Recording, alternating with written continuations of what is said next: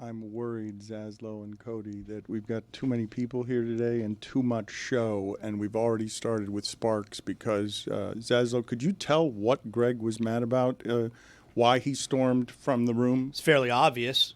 He's upset that, and I'm not trying to talk as if you're not in front of me, all right, but Greg was clearly upset that none of his topics were on the billboard for the show. There's a lot to get to today. Greg specifically is upset that none of his topics are on the billboard. Well, I'm not throwing anybody under the bus, but I do spend 15 or 20 minutes the morning, the very, very early morning before coming in here to write out my topics, and I send them. Now, in fairness, I didn't know Roy was going to be in that seat. I did not send them to Roy, so part of that is on me. But they need to be distributed and represented accordingly. I saw his rage that he wasn't properly represented in the meeting when, with a sports weekend like that, you don't need anyone to come in with any topics. It's fine. We can talk about anything that happened this weekend. That's true. For 4 straight hours. I'm not going to let Dan do this today. This is a big Monday. Dad, I'm sorry.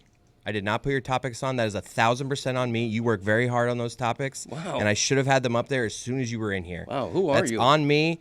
And we're going to have a great show today. I love you so much. I love working with you, love spending time with you. You're a great person. Wow. Who is that person? That's an accountable Chris Cody rising up the executive ranks at Meadowlark by taking accountability for places where he has been a bad leader or a bad organizer. Dan, he said that so you can move the show along and get to football, not so you can stay there so you can get to the football. The show hasn't started yet. The shit stirring as... The Heat got 0 votes to make the play. God, I'm just over this guy's topics. Wait a minute. You were just nice to me. I just can't with you. There's a lot of good topics on the board, though, Greg. You would admit, right? Greg, you would admit that. Look, I've never seen that Dolphin game before. That game, in my lifetime, I've been watching this team for 50 years. I've never experienced that game. I've seen them lose 62-7. But what happened yesterday puts the Dolphins like so far behind the best things happening in that sport that I could do 4 hours on the Dolphins or I could ignore them all show today. If you did a 1 through 32 list today, Dolphins are 32, right? I mean, everybody played close games yesterday except the Giants, the Jags, that game. All the games were close. They're only a game back in the AFC East. They're 2-point favorites. They're 2-point favorites this weekend. I mean, if it wasn't for a miraculous comeback, they would have been first in the AFC East this morning. Things are looking up. They are 2-point favorites against the Patriots this weekend. And what does that tell you? That's worth exploring.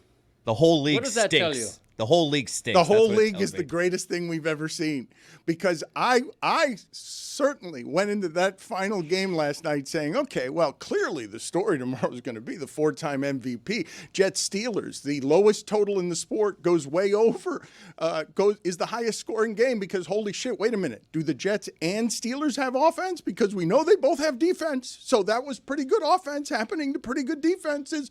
Oh, no, that's not the biggest story.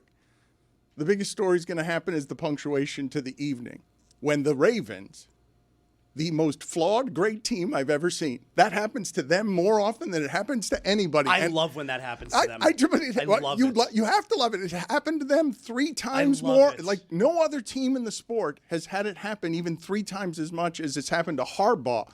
8 times, a 15-point lead in the fourth quarter. I love watching them lose like that. And talk about 2 great offenses overcoming 2 pretty solid defenses. That's another example of that, even more so for me than Pittsburgh. All right, we're gonna have to start with the Dolphins, though. Go ahead, start the show. Football is back, Jack. Oh my, we've waited for so long.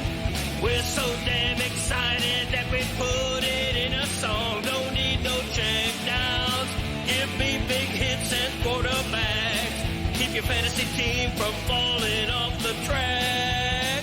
Football is back, Jack. Whether on the ground or through the air. When the chips are down and you throw a prayer. When your team is primed and on the hunt, it's 4th and 10, you refuse to punt. When the shoulder pads and helmets crack, that's how you know that football is back, Jack. Let me hear you say, football is back, Jack. This high is wild and out of control. And we're gonna ride it every week till we reach the Super Bowl. Don't need no check downs. Give me big hits and quarterbacks. If you say this game's the best, I'll say it's a gag. Football is back, Jack. Football is back, Jack. Football is back.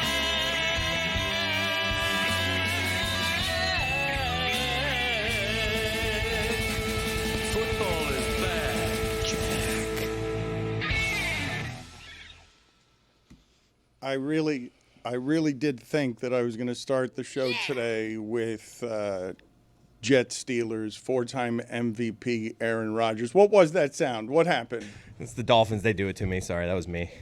No, there was a yeah there. Is that the end of the song? Is there I like? don't know what that was. I was trying to just cover it up. I thought there was a child somewhere in the studio. It sounded like Rose. It's like, Okay. Well, Depeche Mode, enjoy the silence fake out. I thought I was going to start the show today. 4-time MVP Aaron Rodgers, 60-yard field goal, Jalen Ramsey at the end of that game. I didn't think anyone would feel worse today than Garrett Wilson. I thought that's the person in the sport who was going to feel the worst. Oh, my God, I dropped the ball. I don't know how the kicker from the Browns spells his name. How do we spell that last name for the Browns kicker? Missed it. I think that guy was going to feel really bad today, and then Jalen Ramsey does that to Garrett Wilson, and I thought that was the best game of the day. And then the night game happens. And what happens in the night game, and I gave the stat poorly before, so this has happened to the Ravens. They have lost 8 times since 2021 when in the game at the end of the game, they've got a win probability of over 90%, like they do last night in the fourth quarter where they're up 15 and Derrick Henry doesn't fumble like that. Derrick Henry is averaging 10 yards a carry. There's no way the Ravens can lose that game. They kick the Bills' ass up and down the field. When he fumbled there, the first thought that came to my mind was, I don't think I've ever seen Derrick Henry fumble. It happens very infrequently. It happened once last year, and I reacted as if Chewbacca had run across the field, like a space alien had appeared because Derrick Henry doesn't fumble. He was averaging 10 yards a carry in that game. 10 yards a carry. Everybody knows he's going to get the. How is that person still doing that? Good. How is he still? He ran through the SEC like that, and I'm like, well, that's going to carve up his body. How is that person still Earl Campbell and Ricky Williams and faster than everyone else at a size that's not normal? How is that body not breaking down? I did a lot of thinking to myself last night during that game, you'll notice. And I also thought Derrick Henry might be the best running back ever. And I don't know that that's a crazy thing to say. Because when is he actually going to slow down? Because if he keeps doing this for years and years, it's just lunacy, okay? At that sport, disposable position, even the Ravens got him cheap because it's a disposable position. Marion Barber, if you run like that, your career will be over in 3 years. If you are Sean Alexander and you run like that, you can't keep running like that. You cannot keep being more physical than all the young people in that sport. Yeah, at that size, too. It's carrying your own weight. Like, Marion Barber was a very violent runner, but carrying your own weight, falling down when you're that big at that position, that also takes a toll. He's just unprecedented in that way. I understand why you want to talk about Derrick Henry, but from that game, it was pretty obvious to the eye how overwhelming Baltimore has that offense. They are so talented. You just have DeAndre Hopkins as a ball-winning role player on that team, and you just look at Buffalo, and you're like, there is quite a gulf in offensive talent between these teams, but they have that quarterback. And he was unbelievable. And really, where the game might have been won, I know there's a 15-point comeback that everybody wants to talk about. Their execution at the end of the first half, when you look at that game in totality, those are just incredible winning plays by Josh Allen, who might be the second greatest quarterback of all time, just unlucky enough to be playing in the same generation as Patrick Mahomes. All right, I'm going to slow everything down here because when you say unlucky enough to play same generation of Patrick Mahomes empirically yards per attempt. Since he lost Tyreek Hill, only Daniel Jones throws the ball less downfield than Patrick Mahomes every time he drops back. So whatever you're remembering about what Patrick Mahomes was with Tyreek Hill, since then, he does not throw the ball down the field. And you've seen what's happened to the Chiefs since then. Everyone's caught up to them. Like, they're not going to win all those one-score games anymore because they can't get the ball downfield. But in the breaking up of the Chiefs, when Tyreek Hill was saying, we can win 7, 8 championships, him going deep all the time, and then he comes to Miami. And Miami takes the 2 years that are left of his prime, run through his body. And now what I saw yesterday was, and I'm not being prisoner of the moment with this, even as Zaz says, Derrick Henry, best running back ever, and Mike's here, Josh Allen, best quarterback ever. I'm saying that Dolphin game, I've been watching Dolphin football for 50 years. It's a horror movie. I've never seen that game before where it's not your dad complaining. They can't stop anybody. No, snuff film. They could not stop Daniel Jones and the Colts empirically, as the Colts looked like the best offensive football team there's ever been statistically that touches the ball 7 times, scores 7 times, because the Dolphins can't stop anybody, and then Tua is terrible as well. And Zaslow comes in here today, guys, on fire and wants to blow the whole thing up. That's right. I'm glad you said that. We're starting the show today with truth bombs. That's a good place to start on a Monday. Mm-hmm. Yeah, I'm firing Mike McDaniel. And I'm not someone who fires the coach. I'm not someone who takes the lazy approach and blames the coach. Oh, this it's on the coach. No. I've seen enough at this point. When you look at the Dolphins, is there any part of you, and we can take all of last year, and now we had 8 months to wait and look forward to yesterday. And all of the talk, all the conversation around Mike McDaniel, all the criticism, all the noise, all the culture talk, and that's the very first game, that right there is no way that anyone can look at Mike McDaniel and say, that is a coach who could take you to a Super Bowl. You cannot make that case, and if that's the case, what are we waiting for? I get rid of him today. You can't have all offseason, and that's what you put out there. I get rid of him today. Zaslow also says it's over for Tua. It is over for Tua, and the reason that I say that is because I think that we're going to look back, and we're all going to remember that game yesterday as we can now, like, Tua's super polarizing. I've been in on Tua. You're either in, you're out, like, very polarizing. I think we're all going to look back one day, and we're all going to remember we were all on the same page after that Colts game when it comes to Tua. There was something wrong with him yesterday. I don't know if it's because of the injuries that he's had in the past or whatever it is, but that was a really bad quarterback. That's the worst game I've seen him play, and it's not only the worst game I've seen him play. There are some others. That Dolphin game felt like all the games when Tua's out and they have to go to the backup quarterback, and you know they're not going to get any offense. Let's examine this for a second, because I'm not being prisoner of the moment when I say that Dolphin game has never been played. It's not something any of us have ever seen. Greg Cody's been covering the team forever. You've never seen that game. Let me give you some of the stats, okay? Because they were the only team beaten like that yesterday. The only one in the entire sport, and it was Daniel Jones. Unstoppable Daniel Jones. You can tell me all you want about he's going to be improved in that offense and everything else. There was no pass rush. There was no coverage. They could not stop a team that was unstoppable for 7 drives. We also are not mentioning and haven't taken into account that they were playing for Jim Irsay. That's true. So there was a lot of emotions running high yesterday as well, Dan. So some stats for you. Thank you, Billy. The Colts were winless in their last 11 home openers. The 43 yards the Dolphins had in the first half is the fewest since 1991. Okay? The Colts hadn't scored, okay, on the possessions that way.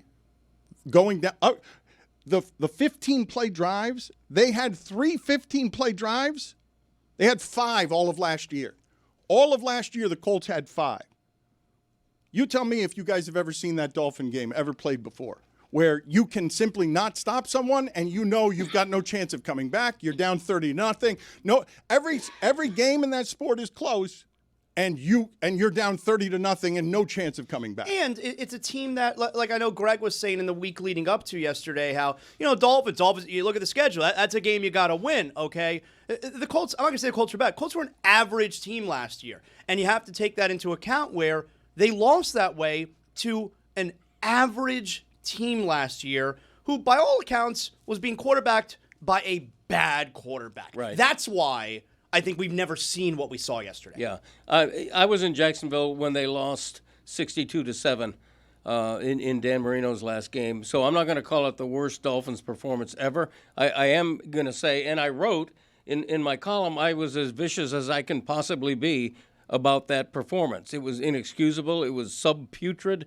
Every worst fear of a Dolphin fan was not only came true, but was magnified.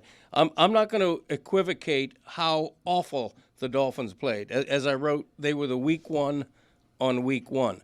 But I'm also... Oh, that's good. That's You're a a writer. baller. I like that. You're a writer. He liked it so much that he waited for Yeah, it to land and then stumbled over his next words because he's like, yeah, I said it right. No, when I quote myself, I like the line. But I'm also not going to see, I knew we were going to get this today, okay? I knew What tipped you off? I knew what I was walking into. The fact that fire everybody, fire Tua, trade this guy, McDaniel's out. I was actually making fun of that in the column about how this stink is so colossal. Zach Wilson that looked decent, it's going to be major over. Yeah, Zach Wilson went in garbage time, which describes the Dolphins' entire. I think we should add a seventh offensive specialist, huh? Bobby Slowick, not enough. We brought in so many coaches. The same, they got you figured out, Mike McDaniel. Yeah. They got you figured out with this offense. Yeah, show me something. Okay, so this is the figure out. It's been crazy. Another specialist. The way we analyze this sport is crazy. Hey, when Tyreek's faster than everyone else, the Dolphins have great offense. And when he's not, they're fragile. But you guys are funny in that Billy and Greg said must win week one. Well, it was. I'm sticking to that. This season's over. I'm not. Zaz is It right. is Everyone, over. I'm telling you right now.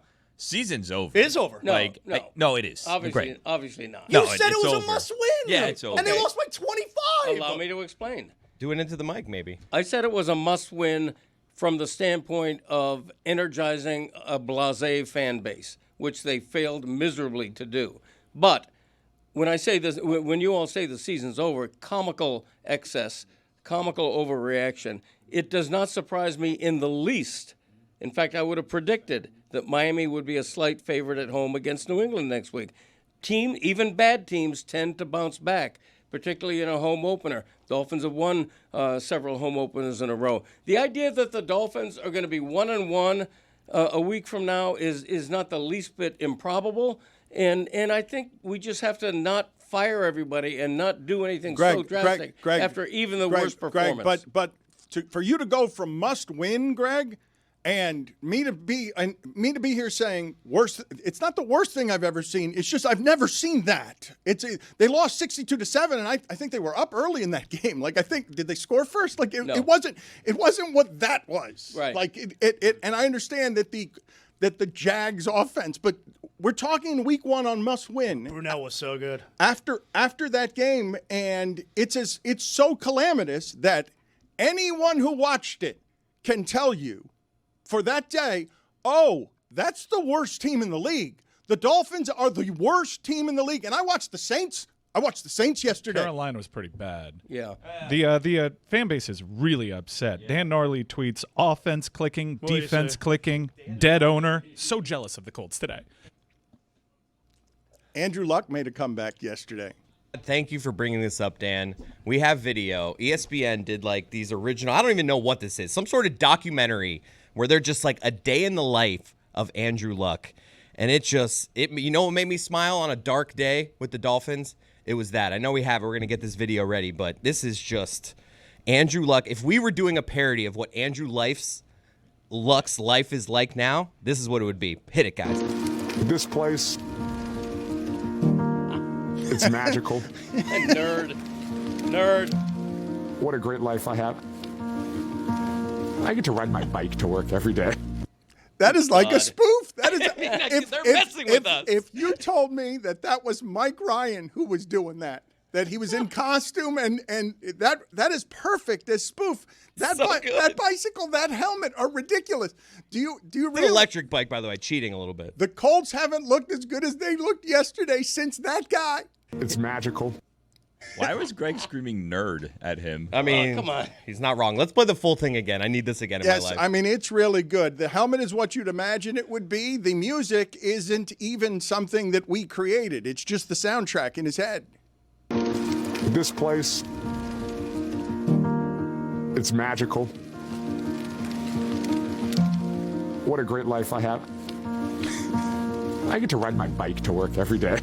Of course, Andrew Luck, when he makes a left turn on his bike, he does the hand signal. Of course he Of does. like making the left here. On your left. Yeah. On your left. That's not Saturday Night Live. Right? Mike Ryan, are you jealous of the way that he says magical when talking about Stanford and goes and gets it from the Fleming part of his joy? It's magical. I'm jealous I didn't think of this.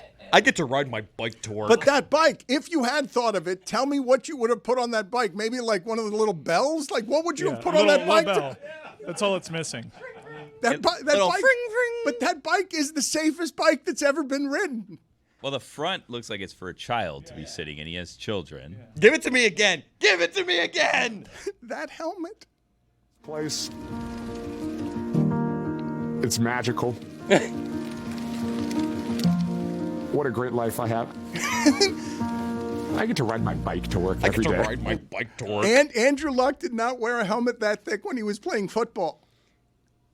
I think that video should have ended with two Hell's Angels running him off the road. It's magical. Why? Stanford seems lovely. Like, he seems happy. We're laughing at this Yes. man's No, happiness. he's- No, I love him. No, jealous of his happiness. He is. Look, he's got it figured out. On his very safe bicycle, no one is going to do to him what could have happened to Penix at the goal line if Penix weren't an extraterrestrial. There was so much from yesterday's football to talk about, but It's magical. They're 0-2, by the way, Stanford. Like, it's magical now, but, buddy, very magical. you have to start being a little stressed out here. Billy's team, look, I don't know. Billy got a lot of texts this weekend. We're not going to do a lot of college football today, although I suspect we'll make fun of the Gators a little What bit. happened to them? But Billy, I imagine you got a lot of texts when your team, the FIU Golden Panthers, Yeah. Like the Cardinal, the FIU. are down 10-0 at number 2 Penn State deep into the third quarter. They had a chance to take a lead 3-0 at the beginning of that game. Willie went for it. On fourth down, within field goal range, Willie went for it. Which, by the way, I co-signed on that because I was texting along. They didn't get it, but I was texting along and said, you know what? You're not going to beat Penn State playing scared. Got to go for it there. Now, granted, when you end up losing, 35-0, garbage time points, but whatever. When you end up losing 35-0, 3 would have looked nice in the scoreboard. That was a good showing by FIU. Hell yeah, it was. You kidding me? That was awesome. They got some push early on. I was getting texts from people I haven't heard from in some time saying, if FIU they cover the spread, they should cancel school on Monday. Spomani. Am I the only one? Who Everyone knows? was watching that game for some reason. I didn't understand it. So many people were texting me about FIU Penn State. Yes, S? Am I the only one who knows that they didn't score? Yeah, and? It is a little odd. The It was a good excitement. game. Everyone just remembers that it was tightly contested for about 2.5 quarters. But Not 2.5. good They were down performance. 20-0 with like 5 minutes left in the fourth. it- It was a close game. Did they lose their vote? everyone's like super jacked Oh, I to gotta score check this. 0 points. Anytime that Yeah. you can score 0 points at State All College, right, you Mike. got to be Okay. fired up. Has anyone ever been pleased with their performance when scoring 0 points? It's sad. It is. And nothing personal, Billy. But when You you're guys are all miserable For me, people. it's very personal. when you're Honestly, you guys all excited, suck. when you're excited about losing 35-0, that's a bad sign. That's A. B. You don't think Penn State let up a little bit? They could have won 50-0 if they wanted to. Come on. I mean, they were pouring it on at the end. They were going for style points. Because they couldn't get them at the beginning of the game. Yeah, they were trying to score touchdowns with a minute left. It was James Franklin doing his absolute best. James Franklin. I don't want to bury Billy for being excited about his That's fine. team that I don't scored care. 0 Bunch of points. people- Nothing. No, bunch but of people that don't want to be happy here. Greg, That's okay. Greg, it was 35-0, but in the third quarter, it looked. everyone was asking, Billy, is your defense good? That's the number 2 team in the country. It was squeezed over Arch Manning in front of right behind the defending champions. We're all assuming that's a good football team.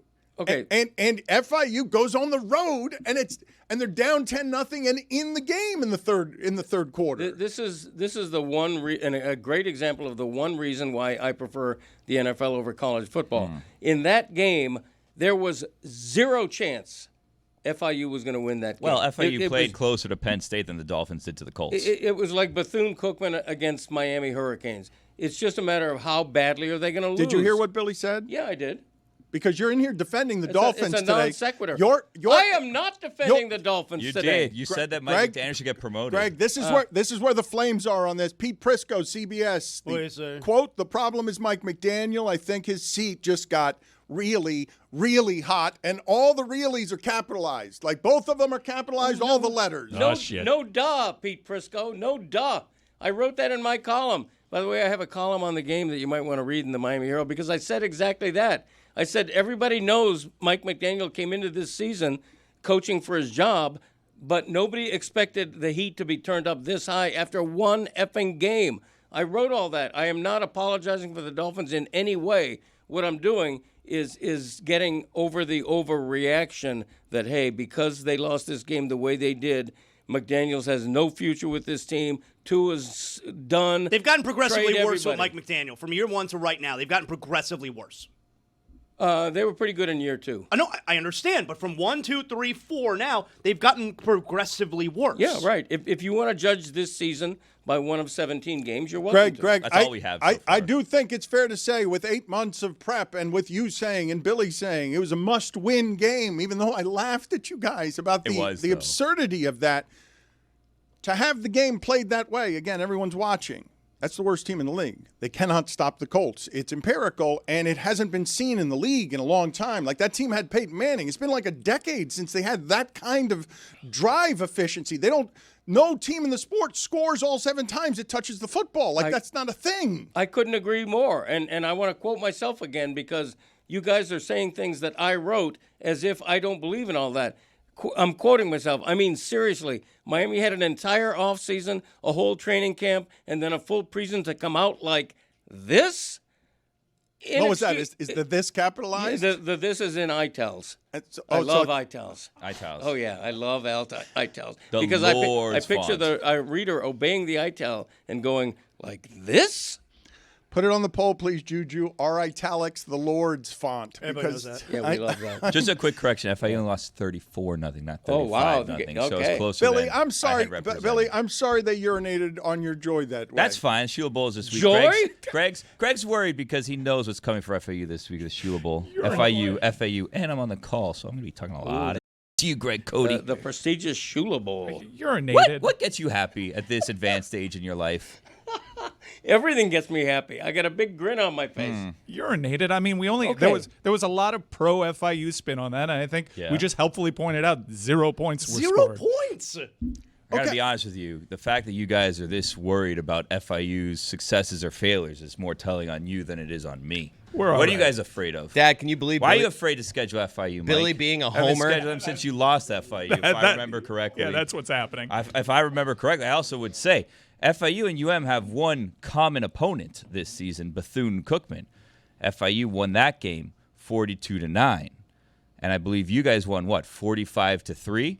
Not that different, those two teams, I would say. I don't know how good or bad, obviously, FIU is at offense. They have a guy named Chainsaw. What are you talking about? This is a Billy Gill specialty. That's on defense. This is his beat, Cheney. and so he can tell you how good they are. They have at a offense. Blades. But I assume that they had 0 points in that game in the third quarter because they were going for it. Because Willie said, you know what? Foot on the gas. We're not going to let up. We're not kicking field goals. And you know they didn't score the touchdown, but they also didn't settle for field goals. That's right. They said we're not kicking field goals because we're not scoring any points. Yep, we don't want to score. I assumed. I feel for all of you. Honestly, you guys are sad, pathetic people. Your team scored A 0. lot of you. Yeah. How'd you have to? Yo, I don't know why bitch. we're not They talking lost. about UF, all right? We're talking about FIU right now. Oh, okay. Hold on, everybody. My L's won. Sorry, you went to Santa Fe. I Just forgot. saying. It's Yo, not that's your school. FAU, big win yesterday. Hoot hoot. Or Saturday, whenever the hell it was. Who'd they play? I can't remember. Some bad team. FAMU, I think. A&M. The tough Rattlers. But FAU with a big win. Why Go are you Owls. disparaging FAU? Foul owl on the prowl. I'm not. The Owls won big. They're either 2-0 or 1-1. I gotta look that up. I'm sorry I brought this descent of football. I don't think you are. I think you're happy everyone's fighting with each other. I don't know what it is. We play Andrew Luck. He's so happy, and everyone's laughing at him. Then we start taking shots at each other's successes or non-failures. You're coming at me right now. Can we hear it again? No, yeah. Which one, Andrew Luck? Yeah. Go ahead, play it again. This place, it's magical. Is it? What a great life I have. I get to ride my bike to work every day. Oh, Lord. It's honestly how I imagined his life was, all of it. I imagined that that's what he was doing in retirement, an old school educator riding his bike to campus to live the rest of his life without concussions. It's magical. I'm just gonna say it out loud. Riding your bike to work is not even close to as good as driving your car. Especially in a suit. Car is so much better than a bike. Nobody has a choice. Do you want a bike or do you want a car? And they say, you know what? I'd rather have a bike. You really got that off your chest there. The game for the Miami Dolphins, and I will get off this subject, okay? I will get this sent off of me in 10 minutes, and we will talk about the rest of the insanity that was yesterday and the weekend. But you guys see that Orioles game? It's a good Orioles game. No. There was so much in the weekend. They were one out from being no hit, and then they scored 4 runs It's to football beat the Dodgers. season. Orioles You know game. what? Yeah, you can Baseball. cuss. Come What's on. happening right now? Ridiculous. We Baseball. will put the Dolphins, if not the season, this game in the garbage bin within the next 10 minutes. But these are some extreme opinions here that Billy and Zaz are having after week 1, and I believe they speak for the fan base. Your son is in. I see him nodding vigorously on this season is over, this team is done. There's no reason to put any hope in this particular basket, and also injuries yesterday along the offensive line and at corner. The two positions, like, they couldn't stop anything with those guys on the field. So, like, a real apocalypse yesterday. Could not have gone worse. Their only NFL corner gets hurt. Their new offensive lineman gets hurt. Waddle turns into a piece of glass again. Every time he gets tackled, he's hurt. It's ridiculous. And Jonnu Smith, the ball's bouncing off him, and the Steelers are winning the way they do. And Jalen Ramsey at the end of that game finishes the Jets. And who forced the fumble on Tua? Xavier Howard. Like, everything went wrong for them yesterday. Steelers are done, by the way. What? Yeah, Steelers are done. Who had a better weekend, FIU or Steelers? Hold on a minute. Let's put a bookmark in that one, Billy. I want to get all the Dolphin stuff out of here. Nothing but Dolphins. Purge yourselves. I want to be done with this. I do not want to talk about this team all season. Like, that was an apocalypse. It's the worst thing that can happen. Zaslow's here and he says Tua's done, McDaniel's done. And you can argue if you want, but it's like, the game yesterday does not provide any kind of rebuttal to what it is that Zaz is saying. Hey, coach, this thing unrebuttable. This thing collapsed on McDaniel yesterday. They're a 2-point favorite next weekend against the Patriots. Right. Welcome to the NFL. You look like shit one week. Whoa. You win the next week, and all your fans are going, all right, okay. Yeah, then you have the Bills on We had a Thursday Night bad Football. first game. Now we're back. Okay, calm down. You know, I'm just saying, I'm predicting that's what's going to happen. But, Greg, that's the reaction if they lose 26-24. Not like that. None of the fans are going to have that reaction you just portrayed if they win next week against them again. None of them. Okay. Greg, I disagree. Greg, there's no dispute on what I'm saying. Like, you can say one game at a time. You can say the NFL is unpredictable week to week. If what we're looking for is what will the Dolphins look like next week, what they just looked like is as bad as it could have looked. Yes, it is. There's nothing. I don't know how you have it being worse. The first half is something that hasn't happened to them offensively in 30 years. Right. And when you say, I don't know how you have it worse, I don't have it worse. Quit trying to say that I'm apologizing for that performance. It was so putrid that the 30-8 score flattered the Dolphins. There's nothing that could have happened yesterday. Their performance was worse than that score. So nothing could have happened yesterday to push you off being Tua gets optimistic. injured. Tua also gets injured. Okay, What? I'm not optimistic about the Dolphins. You just said they're going to win on Sunday and everything's going to be fine. I said I'm not the least bit surprised that they're a 2-point favorite because that's the way the NFL works. The line went down since I said it, 1.5. Okay, there you go. And New England might be favored by next Sunday. A lot of action on the Patriots. Yeah, but that 1.5 you told us last week really means that the Patriots are 1.5 point favorite because you get 3 points when you're at home. So the Patriots are technically favored. All right, well, we'll see at kickoff. We'll Maybe the favored. Colts are just the new Chiefs. It's possible. Have we thought about that? Time will No. tell. Daniel Jones, the new Mahomes. Daniel Mahomes. That would make me feel better. If they turn out to be like a 15-2 team, I'd be like, oh, okay. No, there's no feel better on they have the ball 7 times, they score 7 times, and Peyton Manning didn't do that in that uniform. I don't know. We knew defense was going to be a problem, and then you're saying to yourself before the game, if we want to do analysis, hey, their front 7 might cover up the corners they don't have. They've got the worst corners in the league. Oh, my God, there's no pressure. Oh, my God. Oh, Daniel Jones is just going to do whatever he wants all game. And they're not going to be able to stop them in any way, in a way that has not been seen in Dolphin football in my lifetime covering them. And statistically, when you go through the numbers, there haven't been a lot of football games where any offense has ever looked as good as Daniel Jones's did yesterday not because Daniel Jones is so good in his first game with the Colts, because the Dolphins looked that bad. It could not have been worse, I'm telling you, unless Tua had gotten a concussion. I just don't know how you come back from, Greg. One of the biggest problems with the team last year was it felt like the rest of the league had kind of caught up to McDaniel and the offense. And we'd like to do the whole, he's not making adjustments, this, that. All right, week-to-week basis, I guess. But at least here, before this season, you have an entire off-season to do something different, Right. okay? So I wrote. And it felt the same as last year, where the offense is totally inept again. And that wasn't. Now, look, maybe the Colts defense will be good this year. They were terrible last year. Well, so, wait a minute. Time out. They were 8-9 last year. But their defense was terrible. That's not terrible. But their defense was terrible. Don't talk like they were 3-14. They were 8-9. They missed the playoffs by 1 game. I think their defense was ranked 29th last year, though. Again, maybe their defense will be good this year. Right. But that was a terrible defense last year. Okay, it was very bad defense last year. And that's why I'm totally out on Mike McDaniel at this point. You can't have the offseason with all of the chatter, and then this is what we get right out the gates. I don't have any faith. I don't have any faith in him being able to solve the problem. Let's bring in another specialist, I think. The blame starts with Chris Greer, who knew 4 months ago that he had an awful cornerback situation and didn't do anything to fix it other than signing the ghost of Rasul Douglas just before opening day. That's a big problem. The offensive line has been a problem for years. Everybody knows Tyreek Hill is getting slower and probably will be traded by midseason. There were problems that they failed to address that don't come right to Mike McDaniel's lap. What do you do with all of this? Tua finished with a QBR of 2.7 out of 100, okay? McDaniel entered the season as the betting favorite to be the first coach fired, and now that rises. We're in agreement on that, right. Yes?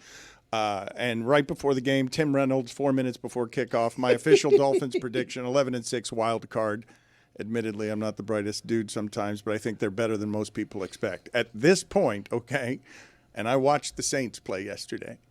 At this point, there is no team in football. I watched the Carolina Panthers play yesterday. I saw the New York Giants play yesterday. There is no I saw the Titans of Cam Ward play yesterday. There is no team in professional football that had a more apocalyptic beginning than the Miami Dolphins yesterday. Correct. They looked like a minor league team trying to play professional football when you paired it against what was happening in the rest of the league. All of the close games everywhere. Everyone is a bounce away, except in this one place where you're just seeing every single time it's Colts marching down the field and Dolphins being more inept than they've been since since 1991. Yeah, 11 of the 15 games were one-score decisions. The Dolphins unequivocally played the worst of any team on opening day. They didn't lose a preseason game. Right. And the perfect season Dolphins had a losing record Exactly, in the preseason. so. But the question going forward is, are we burying the entire season based on a terrible. You said it was a must-win. So what has to happen? I said it was a must-win, not for the season, for the confidence and faith of the fans. It was a faith-quaking performance. If you're a Dolphin fan right now, you guys are the majority in saying trade him, fire him. You guys are the majority. Did you see the rumors of who's going to replace McDaniel? I'm trying to be the VOR here. Gruden.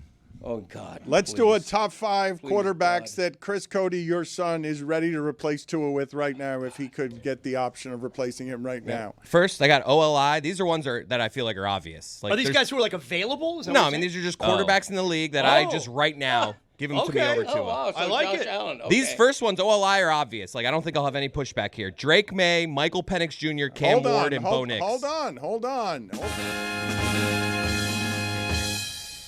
Drake May, Michael Penix Jr., Cam Ward, and Bo Nix. Those are OLI. Like, those are just easy. I would do that right now. Cam Ward was getting hit yesterday, man. Number 5, J.J. McCarthy. Haven't seen him yet. I'll roll the dice. He's literally never played a game. Number 4, Aaron Rodgers. I'll take 1 year with Aaron Rodgers, and then I'll take Nussmeier next year. I don't give a shit. Number 3, Justin Fields. I said he should have been the backup a year ago. He looks better than Tua did. Number 2, Joe Flacco. Same thing as Aaron Rodgers. I'll take 1 year with Joe Flacco. Give me Nussmeier. I'm done with it. No. Joe Flacco is better out of the pocket than Tua is. No. I'm telling you. And number 1, Arch Manning. I'll roll the dice. I don't give a done with Tua. He can't play quarterback right now. He will next year. I'll What take about him. Tannehill? You didn't mention him. He's out there. I would sign up for Arch Manning right now ahead of Tua. Tannehill. Bold take out of you. Did you know Tannehill was a wide receiver in college? Tannehill's out there. Available. He has toes for thumbs. This episode of the Dan Le Batard Show at Stugotz is presented by DraftKings. DraftKings, the crown is yours. I am interested in talking to the group about what were the big takeaways from the weekend, because in professional football, just a terrific week 1. Crazy, the end of the 1 o'clock hour games. And the last game would be the best of the games, is football reintroducing itself to us in the most seismic way possible. It's a very well-run league. The teams are very competitive with each other. The games matter, and Sundays are holidays around here. And college football even got engulfed this weekend because it didn't have anything as interesting as what it is that was happening yesterday. So many interesting things that I'm putting low on the list. Woo, the Packers bullied the Lions there, and Micah Parsons is a defensive player anybody would want to have, and good God, the Packers dragged the field with, listen to this stat. There have been 3 quarterbacks ever who have won 13 games in a season with 2 different teams. It's Brady, it's Manning, and it's Goff.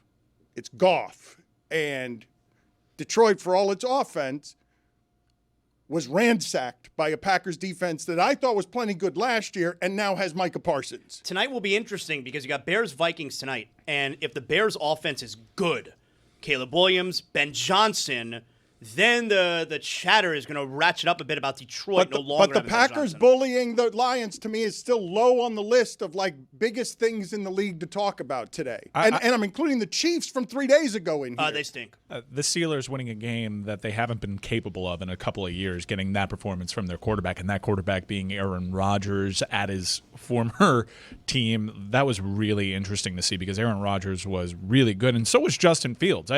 We all assumed that game was going to be ugly, a get out of the stadium alive game. It was the lowest total of the weekend, right? And 37 and a half. 37. No one expected offense from that game, and then all of a sudden you get offense. awesome. And both of those teams, their defenses are good. So if you're getting good offense, it's not because the defenses are suddenly bad. And much like college football gets drowned out, not a lot of John Mateer conversation on this show because he looks like the real deal over at Oklahoma. But I think Friday's game was really interesting, really good. And while the Chiefs are expected to fix that offense without Rashee Rice being suspended early on in the season and a shoulder dislocation for Xavier Worthy, there's talk he may need surgery. He's going to be out for an extended period of time. Those are guys that take the deep shots downfield. Are we sure the Chiefs are fixing this offense? I thought Justin Herbert also looked outstanding. The Chargers looked formidable. Before the fourth quarter yesterday, the Harbaughs looked like they had the two best teams in the sport. Like in terms of just everything that you were watching and what they did to the Chiefs, how they did it to the Chiefs, we can assemble the argument, could we not? That right up until the end of that game yesterday, and now the thing falls a little bit on Harbaugh, even though Derrick Henry fumbled. What the Ravens were, all of us saw this, correct? Going on the road, we're watching football, we're watching it from Eagles, Cowboys. If you're saying who was the best team in the sport, until 4 minutes in last night's game, all of us are saying the Ravens, correct? Mm-hmm. Who looks like the best team in the sport? Colts. Okay, maybe Packers, maybe Colts, fair enough. But the seismic nature of football returning, ending with that game played that way, that the photo that you have at the end of your Football in America night is Josh Allen being carried off by his teammates because we're all watching. Hey, the MVP doesn't have enough. The Ravens are better, but they've got the MVP. And so now we're watching a unicorn and centaur run around in the backfield for the Bills, and the Ravens are better. And we know the Ravens are better, and you can't expect Josh Allen to always do that at the end of games. It's not a reasonable request. Well, sort of. Not in the Super Bowl, though. It's not a reasonable request. Don't say sort of. They've never won anything. They haven't even gotten to a Super Bowl. Like, look, Greg. I mean, the Ravens and the Bills suffer from the same malady, which is they're both great teams. They both have great quarterbacks. How about you win something? We'll get to football in a second. Roy, why are you laughing? Your head going into your hand. I'm going to tell you why. Because I've done this show for a long time. Greg Cody, print journalist, looks down on all of us, fans included. Especially me. This room is still reeling. The room is still reeling from the number of times you hit both me and Zaslow in the face last segment with the wet fish of, if you read my column. Yeah, right. Because my column was about the most vicious column I'm able to write. And so I don't want anyone to think that I'm letting the Dolphins off lightly just because I say it's one game. Okay, it can be both. You can exoriate the Dolphins for a absolutely hapless, hopeless performance and still think, but it's only one game. Yeah, but next week, at home versus the Patriots, I mean, they are a slight favorite. You think that's a get back on track game, right? It better be. So that's 1-1. Then you have at the Bills on Thursday night. Yeah, that no seems, chance. Okay, so that's 1-2. Then the new look Jets. No, I'm not going to let you do this, Fields. Billy. I'm not going to let you sneak one of these in. Justin Fields. Okay, all right. I'm just trying to figure out. That feels like it could be a loss, and you're staring down the barrel of 1-3 if you beat the Patriots. You could be sitting at 0-4, and then the Panthers is a get-back game. Yeah, they could go 0-17. After the Panthers is the Chargers. The Chargers, really Dan just said, they look like one of the best teams. That's a win. Then the Browns. The Browns is anyone's guess. Is Flacco going to be healthy? Yeah, we don't know. At Atlanta, then versus the Ravens, Atlanta then the Bills good. Again, Commanders. Yeah, 0-17. I mean, you may be looking at the Saints. And the Saints honestly looked like they had a shot yesterday. Is that a win? I'm not sure. The Saints? I think I'm going to be in Atlanta for that game. Really? Why? Oh, wow. Stop the presses. Wow. Chris is going to Atlanta for that Wow. game. If you want to see Chris, he might be there. The Dolphins, Falcons. Well, you were talking about the Saints. Yeah. This is the easiest part of the Dolphins schedule. Didn't you say 7-1, Dad? What'd you say? Yes. No, what I said was the first 8 games. I'm gave not me doing this optimism. anymore. Get the Dolphins stink out of here. Look, I was mad. I was mad yesterday at that Jags-Carolina game and the weather because all of a sudden that scent is lingering into my 4 o'clock games. Get out of here with that game. Jags-Panthers, please, end at 4 o'clock. Don't stay around. Don't be third quarter in the middle of my 4 o'clock games. Enough with your... What was that? Was it like a weather delay or something? Yes, weather delay. One of a couple of weather delays. Screwing up my YouTube TV. It's like I had a nice 4-game plan here. 2 things, though, locally that we did not get to that I did want to get to. One, Cam Ward's debut. He made a couple of the throws that you want made. And now after the game, there's being talked about, well, Calvin Ridley, he doesn't have to put that much zip on it.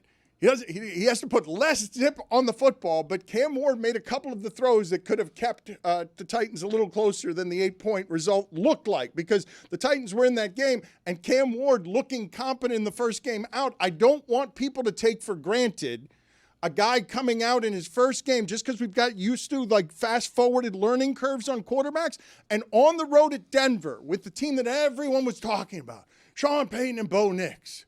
They turned the ball over a ton and still won by 8 points. Like, they turned the ball over. but Cam Ward's competence was encouraging if you're from Miami. Yeah, and that was a prism, and it took me by surprise. I knew I was going to be pro Cam Ward, but I was on the edge of my seat this entire game, demanding players make a play for him. Look, it wasn't perfect by Cam Ward. Look, they didn't score touchdowns. He wasn't throwing the ball and completing it down the field. Receivers got to make some plays for the guy too. I do think that, especially on those seam routes, some touch could have been there, and the loop that you got away with the best offensive line in college football last year, it's not going to be the same. But I would say that most people entering this season would have told you Denver is the best defense in the league. That is historically a really difficult place to play opening week at Mile High, especially when they have a defense like this. He was Tennessee's best player on offense. They got issues along that offensive line. He's got to help them out a little bit more. His receivers have to help him out a little bit more. But I thought that was very encouraging. I think he's going to be just fine. But that's a low. I don't want to be the guy criticizing everything.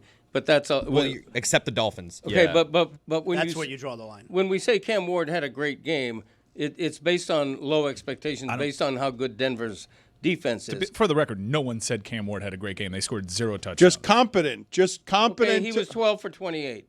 He averaged 4 yards. How many drops? A lot of drops. A lot of drops. A lot of drops and a lot of plays just not made. And especially on that last drive, like everybody was keeping an eye. Like, can Cam do this? Can Cameron do this with no timeouts?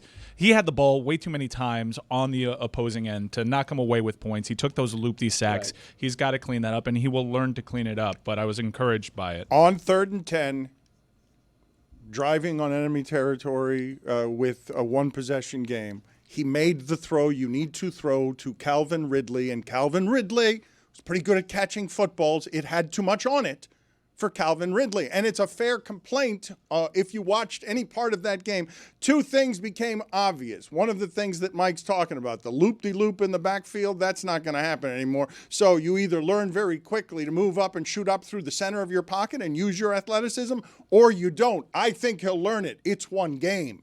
It's one game on the road under difficult circumstances. His team's not very good. That defense, everyone expects something from, and it has the defensive player of the year. He didn't make the kind of mistakes that cost you the game, and at the end of the game, he made the throw to Calvin Ridley that you have Calvin Ridley in order to make that catch at this point in his career. I would say he did make some mistakes there that didn't help Tennessee win that game, but he was the best player that they had over there. Talking point from this game, if I may, who would you rather have going forward, Bo Nix or Cam Ward? Wow. Either of them.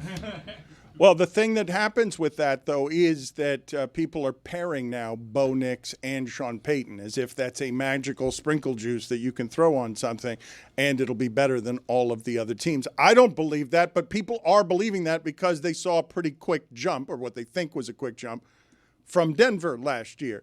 Again, that game somehow, to me, low on the list of games from yesterday. Can we, for just a moment, examine how the evening ended, okay? Because it's an insanity for the Ravens, a team we all know to be good and one of the best franchises for the last 15 years, to again have a 90% win probability, up 15 all game, and obvious to the eye, better than any team in the sport that you've watched for the last 3 days. Dan, I have a question.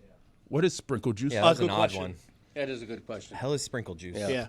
Sounds good. Are you like watering? Is this watering something? You got like liquid on your hands. You just like It's either juice or sprinkling. Or It can't magic be both. dust. Are they Looks sprinkles looks on ice magic cream? dust. Is it a liquid? It's magical the way Andrew Luck is magical riding his bicycle through your future. It's Great diversionary tactic. Yes. It's magical. Show me again. It's magical sprinkle juice. The insanity of yesterday. You guys would agree to have it punctuated that way. To go from Cowboys, Eagles play the game they played. Chiefs, Chargers play the game they played. The 1 o'clock games end with insanity happening crazy. and Aaron Rodgers and the Jets in the middle of all the games, one score, everything. Then you get to 4 o'clock. Then you get to the night game, and the night game is better than any of it. Can we play a new segment called A Moment of Truth? Ooh. All right, so this is how a moment of truth works. So we come on here, and obviously we're experts on every sport because we watch every game of every sport. So we know everything about every sport, every game of every sport, because that's what our profession is. So we come on and we talk about every game of every sport because we watch every game. That's what being an expert's about. Exactly. Every game of every sport. We have nothing else going on in our lives but to watch every second of every game of every sport, college included, which is a tall task on Saturdays because there's a lot of college games. But rest assured, audience, we watched every second of every game of every sport. A moment of truth. I fell asleep with 5 minutes left in the game last night. I said, you know what? This game's over. And I fell asleep. And that was my moment of truth. Well, did you fall asleep or did you say this game's over, I'm going to sleep? It's a great question. So I moved from the front part of my manor towards the back part of my manor, and I was watching it in bed as my wife was doing, I don't know, preparations for the kids for tomorrow or whatever. And I turned it on, and I was laying down, and I was watching. But I will, moment of truth, I was dozing a bit. I was dozing. I think it's fair, Billy. I think you're allowed to be tired as a father from all the football. I was dozing. So then my wife came in, and then I said, is this a battle worth having, keeping the television on, knowing I'm probably going to fall asleep, or do I turn it off? And at that point, glasses had come off. Oh, no. Glasses were off, so I was doing a lot of listening, and then I was seeing a lot of blurry colors running back and forth into each other, around each other, what have you. But it was blurry, and I was just listening.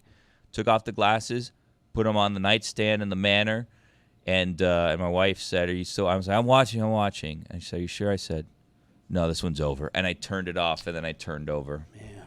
And that was my moment of truth. I have 2 moments of truth. Oh, you got one. Yeah, Two? I got Yes, two. side I'm sleeper, sorry. yeah. Number one, I didn't watch a single second of Cam Ward on Sunday. so. Number two, I did the exact same thing as Billy. There's 4.5 minutes left. God. It's a 40-25 lead. I even remember thinking to myself, the Bills would have to score 2 touchdowns and 2 extra points, whatever, and just no way. 2-point conversion. They missed a Yeah, 2-point it's- conversion prior, and I was like, now this is too much. And then so I trusted the Ravens. I like this segment. A moment of truth, like where it is that you didn't have enough to see everything that you're talking about, so you're blustering your way through it. This is where Stugotz's disagreements with Wilbon begin and end. Like, I think Stugotz has more right than wrong in him on the Wilbon feud when he says Wilbon pretends like he's seen all the games because he talks as if he's seen all the games. Anyone that's heard Mike Wilbon talk college football knows this. Moment of truth for me. I did doze off, but I saw the comeback. I saw the big play. But I did learn this morning that Derrick Henry fumbled because I was asleep there at that point. I mean, I saw the end of the game. I saw it this morning. I was like, crap, how did this happen? Now I need to go back and watch this. So I had to go back and watch it. I think it's reasonable. I think it's reasonable. Put it on the poll. Truth. You fell asleep and called the game over last night with 5 minutes left. Yes or no? Like, because I think you're in the majority, not the minority. I think that's a reasonable, especially the way the Ravens looked all game. Like, under what circumstances are they getting stopped? Under what circumstances is Derrick Henry fumbling? Like, they've got a win probability that makes it so that they are somehow the only team that always gets in that position and the team that blows it in that position most often. Like, in the sport, it has happened 8 times since 2021 where they've got a 90% win probability and they blow the game. No other team has had it happen 6 times. I have a moment of truth. Oh. If I didn't have money on the game, I would have fell asleep. Oh. Gambling. Oh, but Roy got the bad beat. This has got to be the most common of the bad beats, right? This happened to me 2 or 3 times last season with Mahomes. Yeah, I had 2 bets on the game. One of the bets were on the Ravens. Derrick Henry, anytime touchdown. Lamar Jackson, over 1.5 touchdowns. That didn't hit. Derrick Henry rushed yards and Lamar Don't care Jackson about all your other bets. Couldn't care less. Yeah, well, the one touchdown didn't hit. That cost me $200. But okay, anyway. don't care. Let's get to the interesting the bad beat is the I don't know. part I like the nuts and bolts. I don't know why you would think all your bets are interesting or why anybody would because care I don't what talk other- in the show. So Wait, did you have anything in the early window? No, I don't care. I don't care. What was Just give your me the bad Saturday beat. action like? I didn't have anything on Saturday. Anything going on in Russian hockey or anything we should be aware of? Anything? Not yet. Okay. Brandon's back in 2 weeks. I like the Hawkinson overs tonight. You want a tail? Yeah, I think I gotta get my money back. All right, anyway. cool. Swing back yeah, over to so, Saz. That was good. Yeah, so the bad beat was I had Josh Allen over 1.5 touchdowns, over 231.5 passing yards. Anytime and touchdowns or passing touchdowns with that 1.5? Anytime touchdowns. Oh, that's crazy. And he hit that. But over 34.5 rushing yards. And that's what got me because He knelt down 3 times and lost 5 yards. I'm sorry, pal. Yeah. That hurt. That hurt. Sorry. What do you think J.J. McCarthy's going to do tonight? He's got a young quarterback. Say lean on the tight end. This is where I like Hawkinson. Chris Cody wants already J.J. McCarthy over Tua. He has bailed. The other local story that I did not get to in the local hour, and I should have because somehow it resonated across the entire pop culture sphere. It is so strange to me, the moments like this that end up catching. A friend of mine mentioned this morning saying that after this scorned child at a Marlins game had a ball taken away from him, and you just saw from every camera angle possible, somehow, a woman behaving in a way that was so foul and so grotesque that the internet recoiled, and the Marlins ran out and gave this child a basket full of gifts, and they should have given this woman like a car or something for bringing this much attention to the Marlins on a football Sunday. To bring this kind of attention because this woman was terrible, and the man, her father, brings the child, his son, a baseball, and then the woman just takes it from him, berating him. Billy, why are you laughing? Why are you laughing? I'm getting confused. This is what happened. A home run was hit by one of the Phillies, and then there were Philly fans there. A dad runs over, grabs the ball, gives it to his son. They're celebrating. Then this crazy woman goes by and starts screaming at him in his face. The man jumps backwards when she tapped him on the shoulder because he was taken aback. He was surprised by what was happening. Then she was yelling at him, that's my ball, or something like that. And then finally this man who was embracing his son hugged him even because he was so loving of his son and so happy to share this moment, just says, you know what, fine, take it, and brushes her away, takes the ball out of his glove, and then gives it to this woman who people are calling Philly's Karen. Thank you, Billy. That was very good. You did it much better than us. And then that's when things got interesting because then the camera saw it, and then this was going around on the interwebs, and people were getting very mad, which, by the way, they still have not found who this Philly's Karen, as they've named her, is. But the father has gone and he's done interviews with his children, but we still don't know the identity of this Philly's Karen. But more videos have come out from different angles where there's people behind where you can hear her screaming at the child. Then there's another video from the top where people are booing this Phillies fan, and she's giving them the middle finger. Oh, yeah. She's giving everyone around the middle finger while holding up the ball. Yeah, she was a bit, some are saying, unhinged. I don't know exactly what was going on there, but the Marlins gave them all these goodies, and then after the game, he met the Phillies player that hit the home run, who signed a bat for him, and they all went out. And you know what? I think the biggest trauma of all is that at the end of the day, they're still Phillies fans. And the guy did nothing wrong.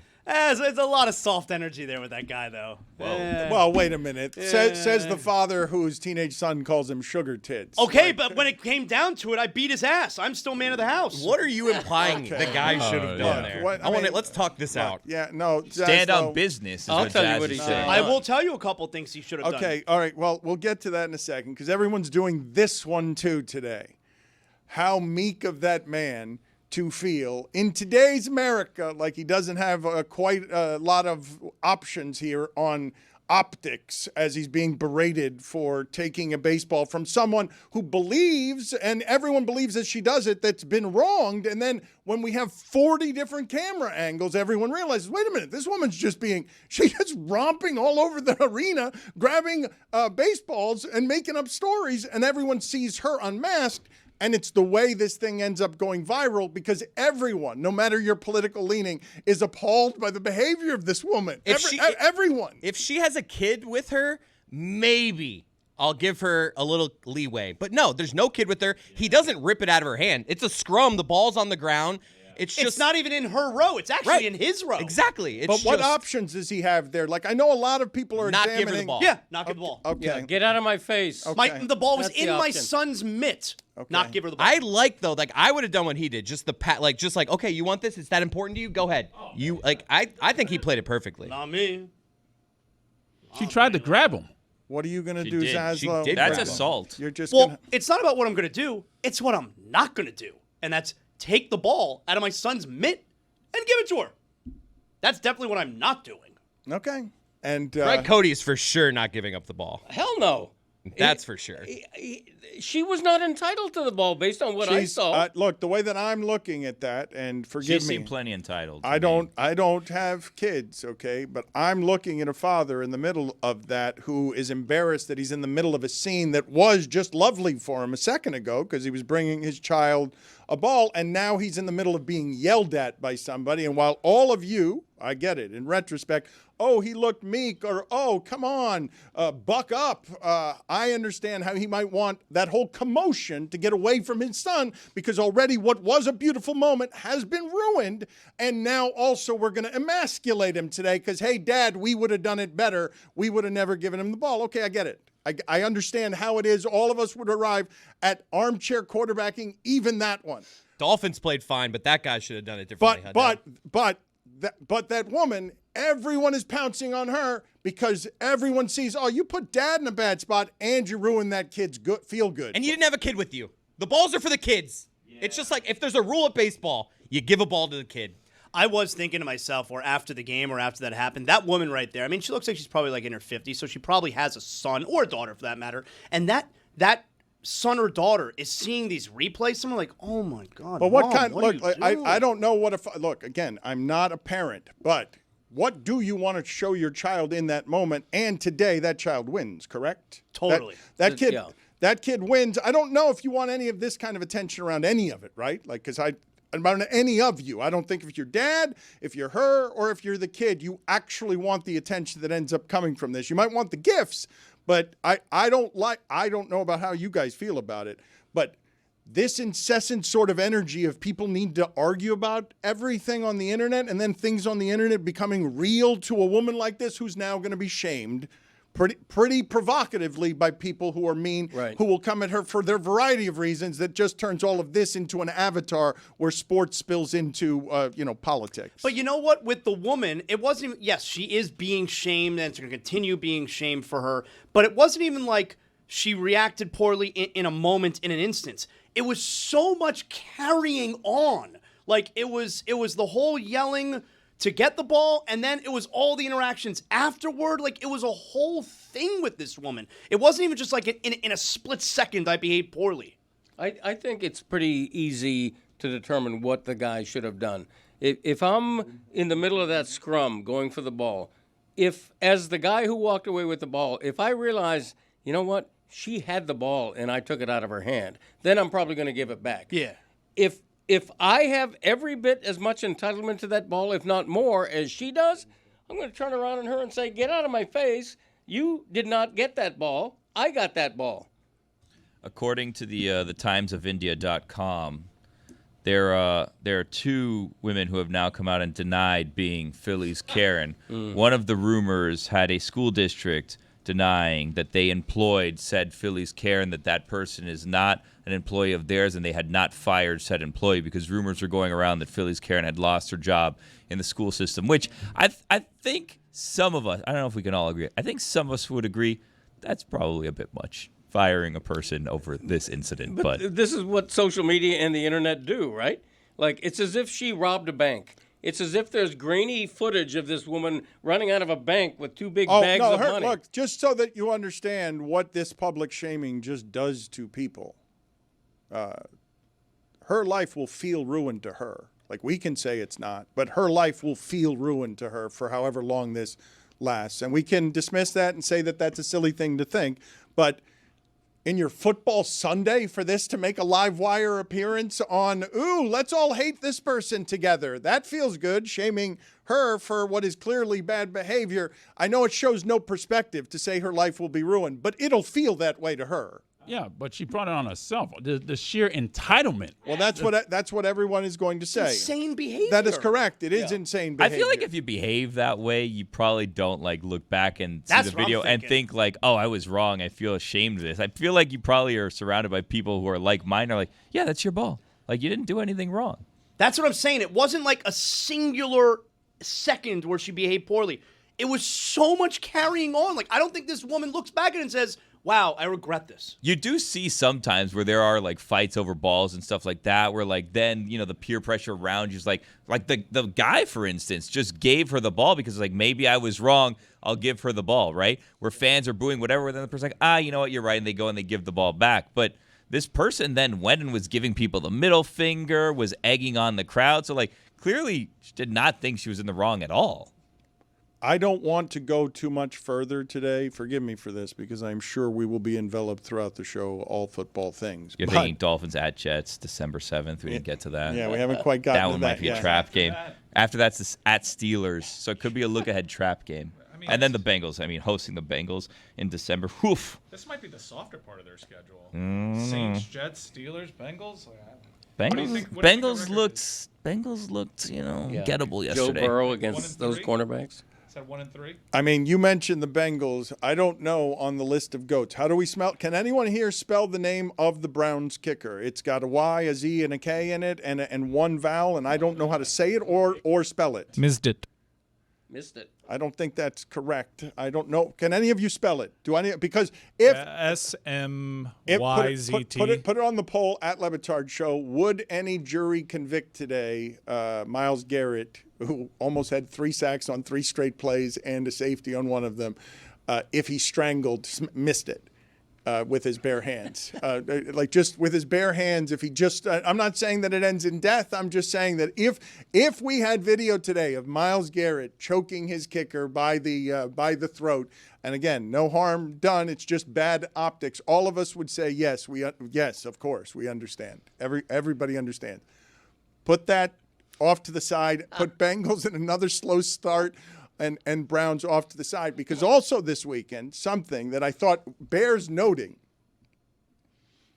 in tennis, okay, and I think Greg Cody, we were both there in Key Biscayne when it was announced to sort of everyone at a 21-year-old Djokovic was going to be somebody who challenged Federer and Nadal, and he had not won majors yet then, but it was just clear to everyone in the sport, not that he would be this, because no one could have imagined him being 24 Grand Slams. No one could have imagined that, but would top Federer and Nadal. I don't want the football weekend to blow out the fact that after losing at the U.S. Open, after 17 years of dominance, he just said, yeah, after 5 sets, I can't beat those 2 guys. Mm-hmm. Like they are now too good. You do not hear somebody at his level of greatness just bow down and say, no, they're better now. It's obvious when you're still out there expecting him sometimes to win, but it's also obvious the young guys are going to have more stamina 5 sets than someone who's that age. He's going to age the way a tennis player must, not the way Aaron Rodgers all of a sudden did on Sunday. Even in the Big 3 era, though, when you had Federer, Djokovic, Nadal doing their thing, you had Wawrinka be feisty. You had Andy Murray come out for a brief moment in time. It was a Big 4. I'm watching the last few slams, and I'm like, man, I miss having a third guy in the mix, because there is a wide gulf in the ATP ranks right now. Those 2 guys are really, really good.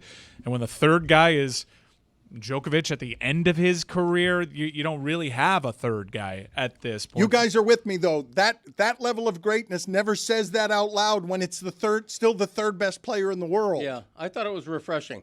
I really did. I give Djokovic credit for doing that. Federer retired. Nadal is fading fast. Djokovic is the last of the big 3. Nadal's done. Nadal's retired. Yeah, okay. Isn't he still playing? He's famously retired. Okay, so Djokovic. Why you gotta say it like that? Is the last man standing. Because of how stubborn Greg is. Like, he's not going to concede the point. He's just not going to concede the point. If I'm wrong, I'm wrong. But stubbornly and not immediately. If you're wrong, you're wrong. Right. Stubbornly and not immediately. We had a bunch of emotional goodbyes to him. Okay. There were a lot of emotional goodbyes. Yeah, you may be right. Okay. I may be crazy. Yeah, I'm not saying. For me, the story is not so much the ATP ranks, because ATP is there have always been like a consistent. There's always been a consistent final in the ATP for the last 25 years. On the WTA side, Serena spoiled us. and kind of ruin that sport because you see a lot of challengers come and go at that sport. And for Sabalenka to have an extended period of run here where she's taking the slams, making the finals, while Coco is still inconsistent at this part in the career, I thought Sabalenka's consistency is the story, and also Osaka's dream comeback falling just short. But the WTA was more interesting than the ATP side, and honestly, pretty disappointing tournament on the whole. Not a lot of shock results in that tournament. It was kind of a bummer. You say not a lot of shock results. I'm telling you, though, that I know it's a small morsel, but it was shocking to me. I mean, Federer and Nadal never ceded the space to him that way, vocally just saying, these guys are now better than me. My time is done. Like, I'm not used to that level of greatness conceding. They never know. They always think they're going to come back. For him to say after 17 years of whatever that's done to his body, where he runs off, again, go read about Nadal's foot problems. He's going to be walking with pain for the rest of his life because he finished third among these two. I don't know what Federer's body's going to feel like because he's a robot who never showed you any emotion. But even at the end, he wasn't saying Djokovic is going to take my. No, but he kind of sunset his career. He skipped a lot of tournaments, and he wasn't really up for the fight once Djokovic finally hit his form, in part because Djokovic hit his form. Happy birthday today to one of the best doing it in football. I can't wait to see what it is that she has to say about yesterday's results. Happy birthday to Mina Kimes. Happy birthday to her. I don't care. Good luck. Let's talk for a second about Steelers-Jets and the ending of that game. And Jalen Ramsey as part of Win Now Steelers, signaling to all in that game, in that stadium, to the Jets, here's what the quarterback looks like when he's a part of a good organization. And we all know what he looked like when he was a part of a bad organization. All of a sudden today, and this is some kind of weird miracle that we're talking about Josh Allen, instead of the 4-time MVP of the league looked like somebody who can win a game on the road against the Jets in a way that he did not look like last season when the Jets had him throwing the ball 9 yards at a time. I have to be gas bag of the week in thinking that the Steelers were going to play football like Ben Roethlisberger played at the end. It's all 7-yard slants from here. And you can do that with DK Metcalf. But DK Metcalf will also get you 4 catches for 80 yards. And the Jets didn't have a whole lot of that, even with Garrett Wilson last year. To have the Jets lose that way, where the Win Now Steelers of we're an organization run right, give you Jalen Ramsey at the end taking out your best player. Garrett Wilson's the one you gave all the money at the end of that game. He loses it at the end because they asked him to make a play, and Jalen Ramsey took it from him. That's what Jalen Ramsey is. That's why he's there. And he won the game at the end.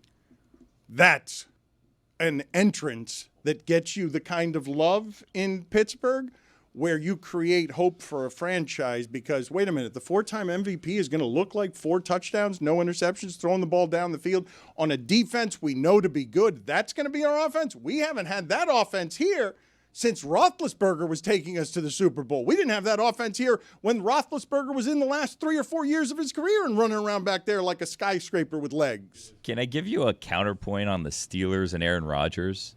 They needed Aaron Rodgers to go 22 of 30 for 244 yards and a touchdown to barely beat the Jets and score 17 points in the fourth quarter. Like, that's... he had 4 touchdowns. Yeah, 4 touchdowns. They had to score 17 points in the fourth quarter just to beat the Jets. Like, he's not going to do that every week. It's the Jets. I know, but he did it on the road against a defense we think is good. Defense. And he was feeling himself after the game. You spoke about the meeting with Aaron Glenn on McAfee a few months ago. Beating him, is there significance in that since he basically told you to your face that he didn't think you were right for that team? Yes, that's what he did. So there's significance in beating him for you? I was happy to beat everybody associated with the Jets. He didn't have a game that looked like that all of last year. It was the lowest total on the board. People were expecting under 37.5, and it wasn't, and he did it to a good defense, and he did it playing offense that was not constipated. You don't have a lot more that could have felt better than that if you're a Steelers fan. It's exactly what they wanted this offseason to get Mike Tomlin, to get people away from him because they can win a game like that in the playoffs. They can outshoot you even if you have a good defense. Jackpocket is America's #1 lottery app. Play Powerball, Mega Millions, and even scratch-offs, all with just a couple of taps. New customers get $5 in lottery credits when you download the app, opt in, and use code SUPERFAN at sign-up. Go ahead, Dan. Thank you, Roy. I appreciate You got it. I appreciate you allowing me to go Back ahead. to you, Dan. Yeah, thank you. I appreciate that. Zaslow, you've been wanting to talk about Howard Stern for a week. People have been wondering how it is and where it is that a radio icon has been, because he gets very long vacations. He is part of a dying medium, but behind a paywall at Sirius XM, he has kept an industry alive because of all of his power and reach. And he just signed a 5-year contract extension today after doing one last bit here where Andy Cohen pretended like something had happened to Howard just because he was sick for a week and delayed his return.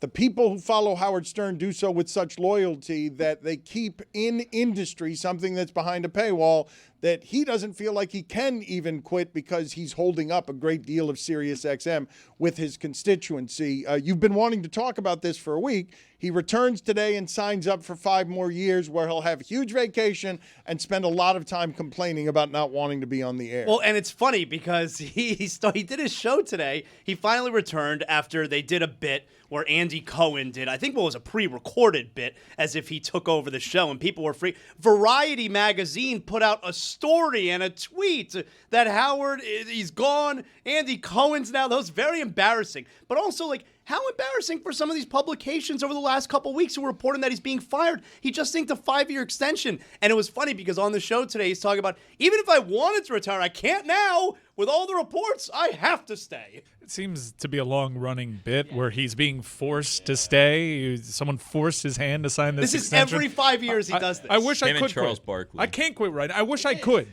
That's a great shout by Billy. It's the Charles Barkley thing. I mean, an out in your contract expiring means you don't actually have to. This whole thing feels so calculated to me. Like, it's a publicity stunt, right? I mean, where's Howard?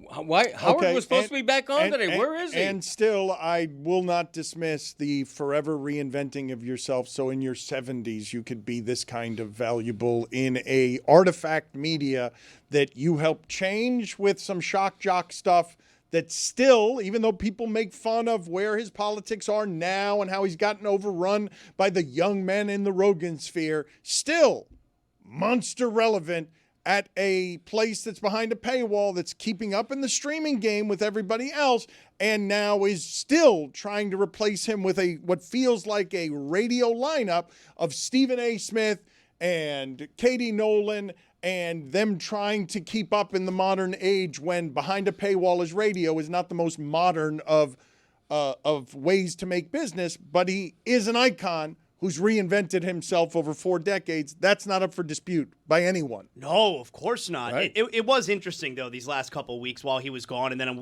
another week where he delayed his return, and just all the talk about him being irrelevant and he doesn't matter anymore.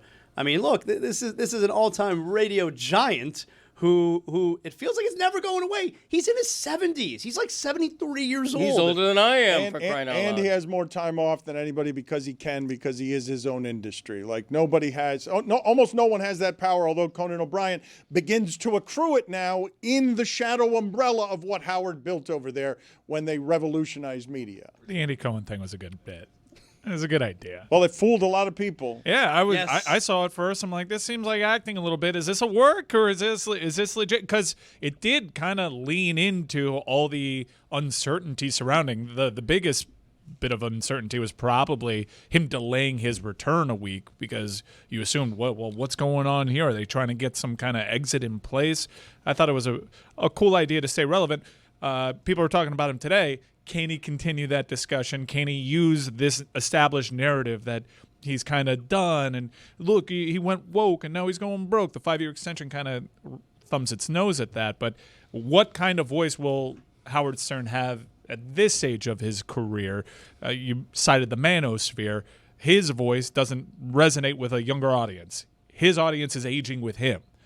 How much influence does that audience now have? Well, we now know, though, that the echo chambers, all of them, if you've got a giant loyal audience and contingency, and you take it with you from place to place, you have enormous value. And so his audience, though older, there's no disputing that. It's been overrun. The podcast sphere has been overrun by an assortment of young comedians who have altered everything up to and including a presidential election, because some of them in the young man sphere fed bad information to young people who weren't thinking for themselves. And then Andrew Schultz recused themselves from any of it by backing off.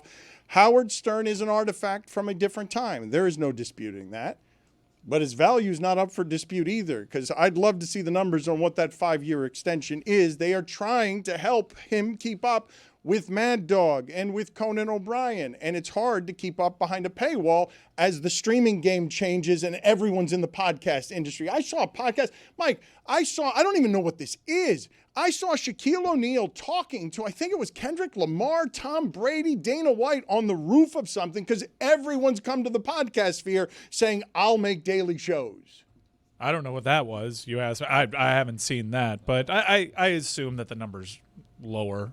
Possibly much lower, otherwise the number would have been out there. But he's not going to keep doing it for into his late 70s. It stands to reason that the number would be lower given how often he actually shows up, which is fewer and further between the deeper he gets into this career. He's got the whole summer off. Yeah, man. He's got more than that off. At 71, if they say, you know what, let's give you $40 million instead of $100 million, you're like, nah, I can't live off $40 million. It was obviously a good enough deal for Howard, who says he wish he could quit but can't right now. For him to still take the money, it's got to be worth his time. He's made a ton of money. But that wasn't the only thing going for an older audience. Last night, the VMAs tried to get us back. Really? Yeah. Dan, I don't know if you broke your 15-year streak of not watching award shows last night. Mike, this is the first I'm hearing that the VMAs were last night. That's impossible. it's impossible. That's literally I didn't know. impossible. They were advertising it in-game on your NFL slate. I didn't know. There was ads in my bathroom for it for the past month. You guys I didn't see it. It's impossible. You're just a liar. The VMAs were simulcast on CBS. This is the first time in the history of the VMAs that they've done that, and it took the 60 minutes time slot. So there's two pretty big heads up that Mike, I was watching nothing but Red Zone yesterday. Yes, but this was after that. No one believes The you. commercials This was after were football. out of Stop control it. on Red Zone. I didn't know. Out of control I on didn't Red see Zone. it. I didn't see it. No one believes you. Every CBS game had multiple ads. Yeah. Why? Tony Romo was talking about the What's different about our experience is that me, Roy, and Zaz are all telling you we didn't know it was last night, and you're just calling us liars, and we're not lying. What do I have to gain by telling you I didn't know the VMAs were last night? Who cares? Even Greg Greg knew. Greg, Everybody knew. Greg, you two are just lying. Yeah. You're just lying. Anyways, so the VMAs were there, and they were very clearly trying to get us back. Us by the MTV generation. Even Dan, they were trying to grab you back. LL Cool J was kind of hosting. There was like a run where Jessica Simpson was a presenter, and Busta Rhymes was performing. And Ricky Martin performed. In a tribute to Ozzy. The tribute to Ozzy, where Steven Tyler and Joe Perry showed up. They try to recreate the magic of Youngblood's Ozzy tribute across the pond. He did a couple of Ozzy numbers. I wish again. I knew it was on. So they were.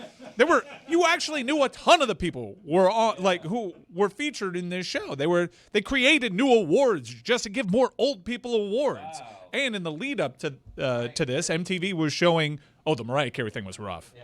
It wasn't as bad as I thought it was going to be, but that didn't mean it wasn't still rough. Let's not walk and sing. LL Cool J. Yeah, she should be standing still when she sings. Whose idea is it to have her walk? It's just so she can't be walking anymore. Whose idea was it to have her walk? She can't walk. How's she supposed to get around? It was She can't walk.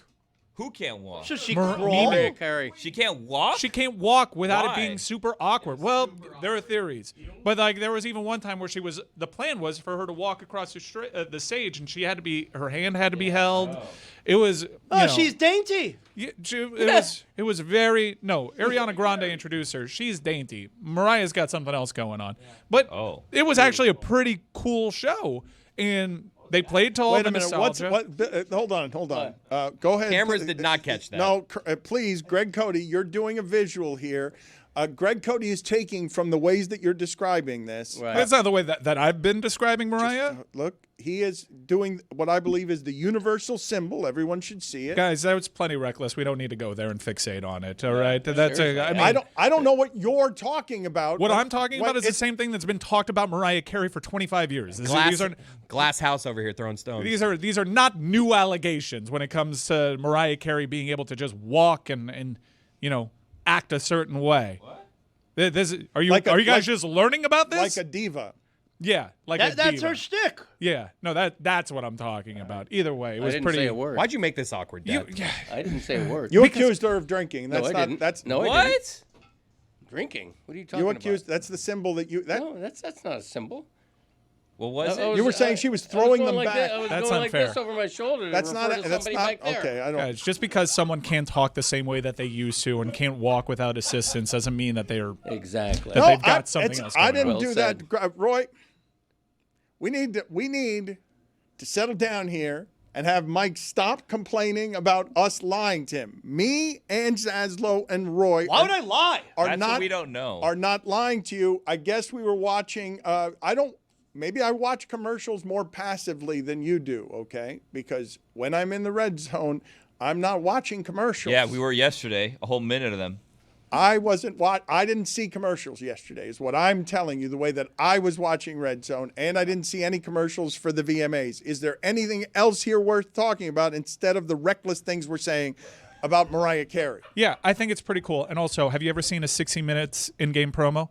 Yeah. Okay, in place of the 60 Minutes in-game promos were the VMA promos. You guys are liars. All I'm saying is they should have done a Huge little bit liars. of promotion for the Just VMAs. incredible, just sizable liars. Here's the news, though. No, they had the ticking stopwatch. That's how I noticed. Here's The the idea news, that though. someone's awarded the Michael Jackson Video Vanguard Award and you guys are unaware that it's happening is insane to me.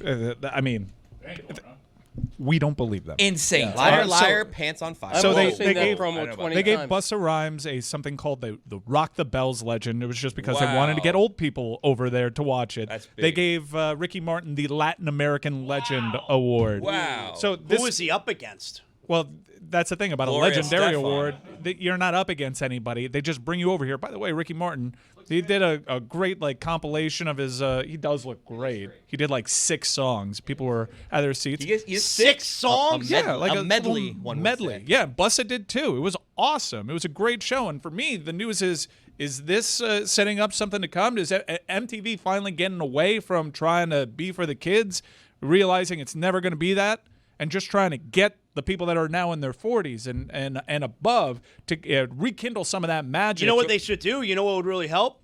Do a little promotion so I knew it was on. That's what Power 96 did, by the way. throwbacks. Now it's just throwbacks. Evie's still there. You've lived long enough in this market to see Power 96 just punt on being contemporary and just said, in our glory days, we had a core audience just like Howard. We're just going to cater to that core audience. And I'm thinking, maybe, just maybe, MTV has made this decision because it was aggressive and overt how they were trying to get people north of 40 to watch this. And I don't know if that was just because the CBS simulcast, although the CBS simulcast in itself was an admission. We're done trying to get teenagers. We're trying to get their parents. Roy, I've got a top 5 football things that I'm not even going to be able to get to because we've got too many other football things to talk about. So number 5, and I've got an OLI to this list as well because there's just no time to talk about all of the football things from yesterday. So OLI, Deebo Samuel looks weird in Washington. Again, these are just things I'm not going to have time for. This is also OLI. It's weird, and I wasn't expecting it. I don't understand it. It's confusing to me. Young Wei Koo, I'm not used to him missing those. Don't have time for anything involved with that Saints game. It wasn't a bad game. It was competitive. Don't have time for anything in that Jags-Panthers game. All still OLI. These are all OLI. A lot of OLI. Trevor Lawrence. Also OLI, the 49ers are going to really miss George Kittle, but they've got the easiest schedule in the league. Don't have time for any of that. Seattle should have won that game. Don't have time for that either. Don't have time for Raiders, Patriots. None of it, even though Geno Smith probably, we should talk about that. I think they're going to be Brock Bowers good is at good. offense. But we don't have time. Don't have time to talk about any of that. He's not hurt for long. Number 5 thing I don't have time to talk about. Penix's first down run at the goal line. That's number 5. Number 4. Penix's insane physicality of stretching out like that on 4th down to actually get to the goal line. The broadcasters were stunned with the replay. I don't defied physics. People forget 3 yards is 9 feet. Yeah. You can't just lay down on 1 3-yard line and get to the goal line. Like, it's 9 feet. That's like dunking a basketball standing up, plus minus a foot. Number 3 thing I cannot get to, there is no time, is Jake Landman just having what has to be the greatest feeling a defender can have. There's a running back in the open field. I'm not going to try and tackle him. I'm simply going to perfectly punch the football. I'm not playing football. I'm simply punching someone who's coming out after me, and I'm winning the game in my first game as a big acquisition for a team that still has a quarterback that's rammed tough. Great series. I think his name's Nate, but we got it. It's Landman. Landman. Wow. Landman. Just no time for it, though. We don't have time for that. Billy Bob Thornton. Also, don't. Landman. Yeah, it's a pop culture reference. It's great. It was on the VMAs last night. You missed it, Dan. Yeah, we all were there. Number 2, I don't have time to talk about. Why is Puka Nacua bleeding from the eye? Is it the eye? Is it above the eye? Why is there blood all over his face? And number 1 thing I do not have time to talk about is if it had been in the Super Bowl to end a game or just in a game that people were watching and not at the end of a loss where the Lions were embarrassed against the Packers, would we be arguing that Tesla made the greatest catch any of us had ever seen in a professional football game? I don't know how to pronounce that person's name. He's got 2 A's at the end of it. I thought that the catch that he made in that game seemed as impossible to me as the one that Odell Beckham made a bunch of years ago, a one-handed catch of straight absurdity. I don't know how he got in bounds. And then the DeAndre Hopkins one blew it out of the water. Right. And the Canes kid in the opener. C.J. Daniels. Yeah, even better. Yeah.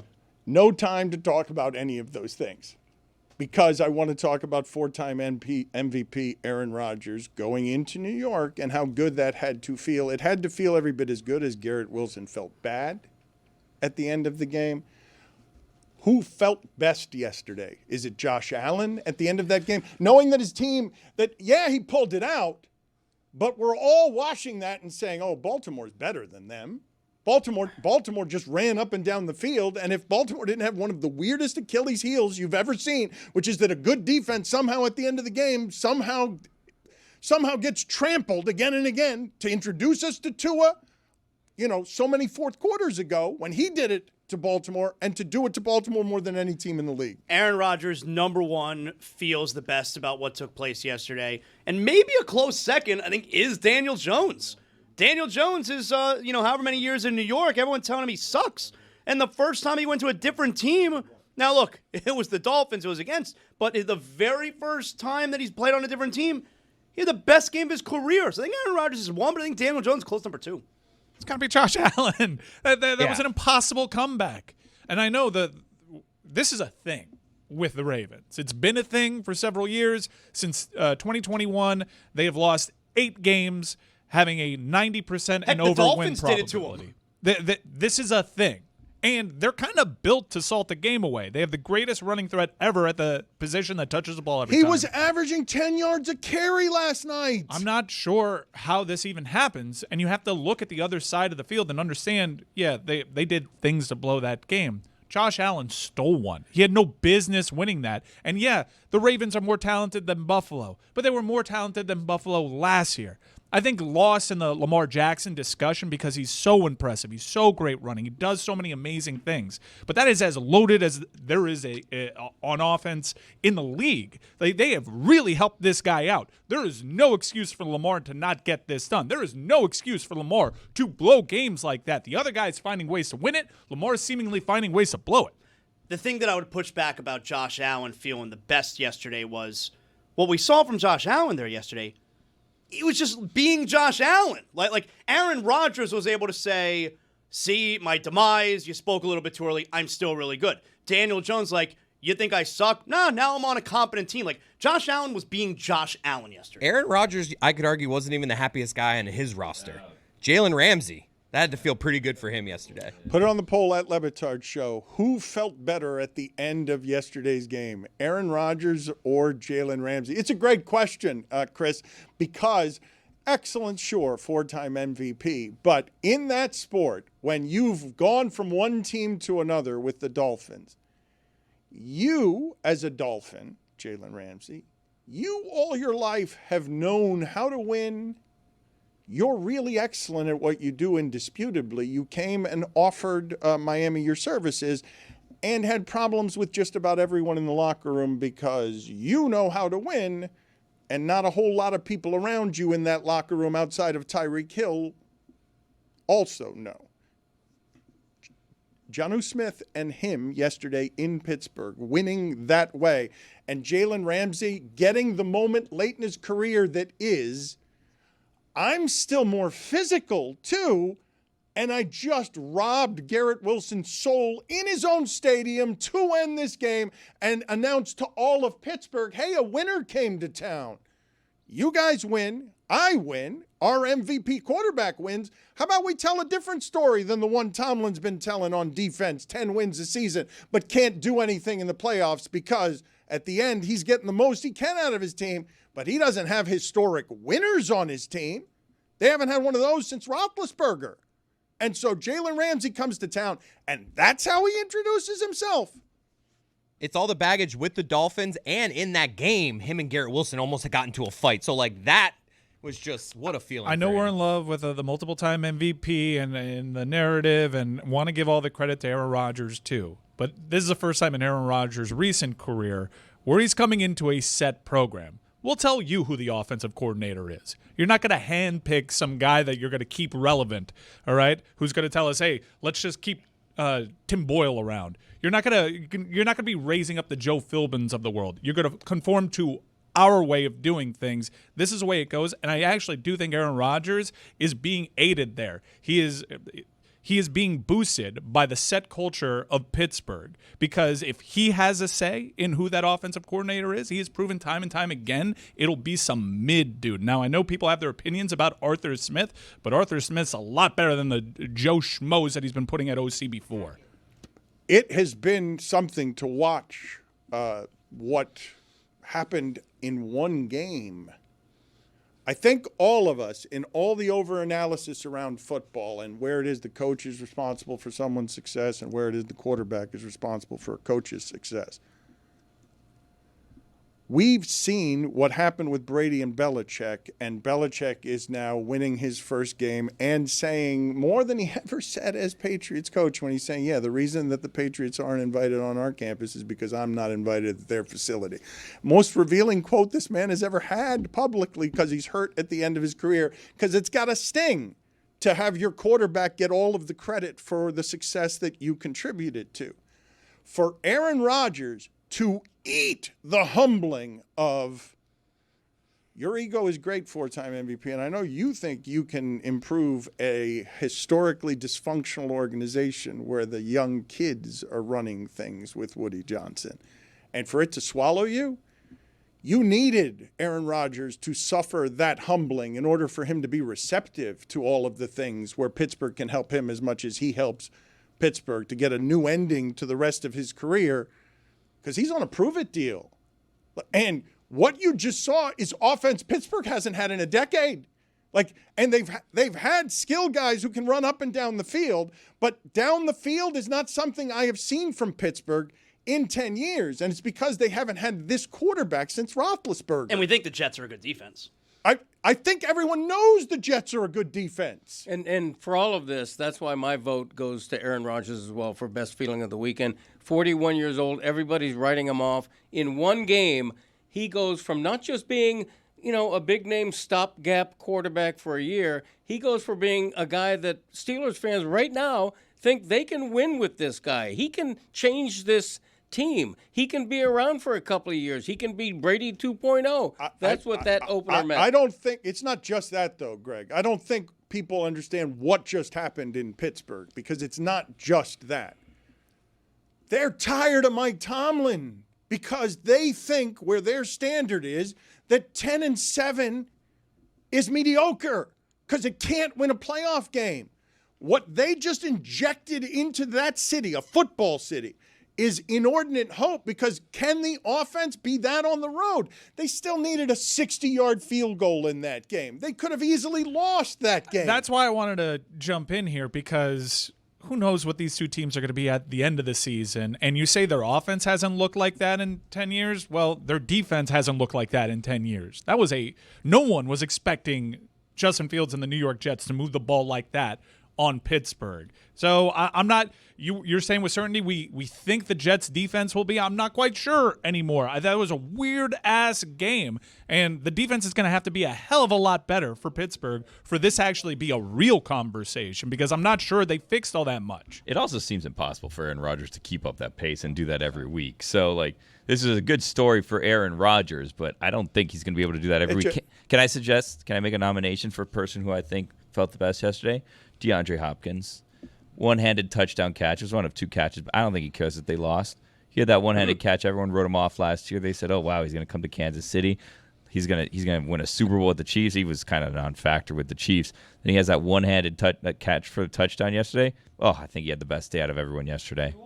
He didn't care that he lost. Okay. If you think DeAndre Hopkins cares whether he won or lost, he doesn't care the outcome of that game. He had 2 catches. Yeah, he had 2 catches, but did you see the one-handed touchdown catch? I think yesterday DeAndre Hopkins considers a win for himself. I would think he went to Baltimore only to win. Billy, you're not wrong when you simply say of Aaron Rodgers because it's the proper analysis. It's one game.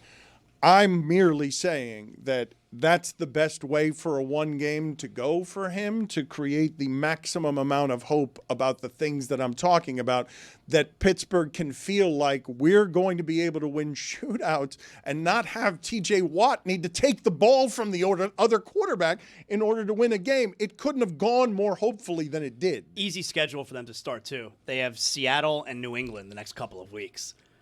You're probably 3-0 if you're Pittsburgh. And that game was all Aaron Rodgers. He had no ground support. I think they ran 25 times for 60 yards or something like that. He doesn't have a Derrick Henry on that team. That's all him. Gets a little dicey, though, after the Patriots. Yeah, let's take a look at this thing. Hosting the Vikings. That's gonna be tough. And then you host the Browns. All right, so 4-1. Which 2 home games, and then you travel to Cincinnati, which that one's anyone's guess. Yeah, 17-0. I'm listening. Then you host the Packers. And season 2.0. They looked good yesterday. 5-3. Well, then Juggernaut's coming to town. The Colts. 5-4. You don't know what that one's going to play out. Chargers. Travel across the country to the Chargers. Now they're a game under. Now Bengals again. Game under. At Chicago. We haven't seen Chicago yet. 500 again. The cobbler. Then the Bills. All right, I don't then want the to. Ravens. I'm sorry. All right, point taken. Dolphins. Point taken. I'm talking football too seriously. You're doing At Detroit. schedule talk. Ooh, is it snack time? It is. I'm At going to Browns. interrupt what he's saying. And Last game is the Ravens. all right, I heard you, okay, but I'm sorry I have to do this to you. Who's that for? Minor penalty, 2 minutes for verbal diarrhea. Chris? Get out of here, Chris. Hit the road, Jack. That's for you, Billy Gill. For 2 me? minutes. Yeah, I'm sorry to do that to you. I'm having the dill peanuts. I really like these peanuts. They've been around the offices here for a couple of days. The flavored ones. I like the hot ones, but look, my mouth's watering. These are good peanuts. The Hampton Farms peanuts are the best. We are going to have our weekly Let's See Who the Nuttiest Fan Is in College Football. It's brought to you by Hampton Farms, the official nut of the tailgate. Vote for your favorite nutty fan at LeBatardShow on Instagram. Keep an eye out for Lucy at West Virginia this week if you think you are your team's nuttiest fan. All right, Dan, here's what we got this week.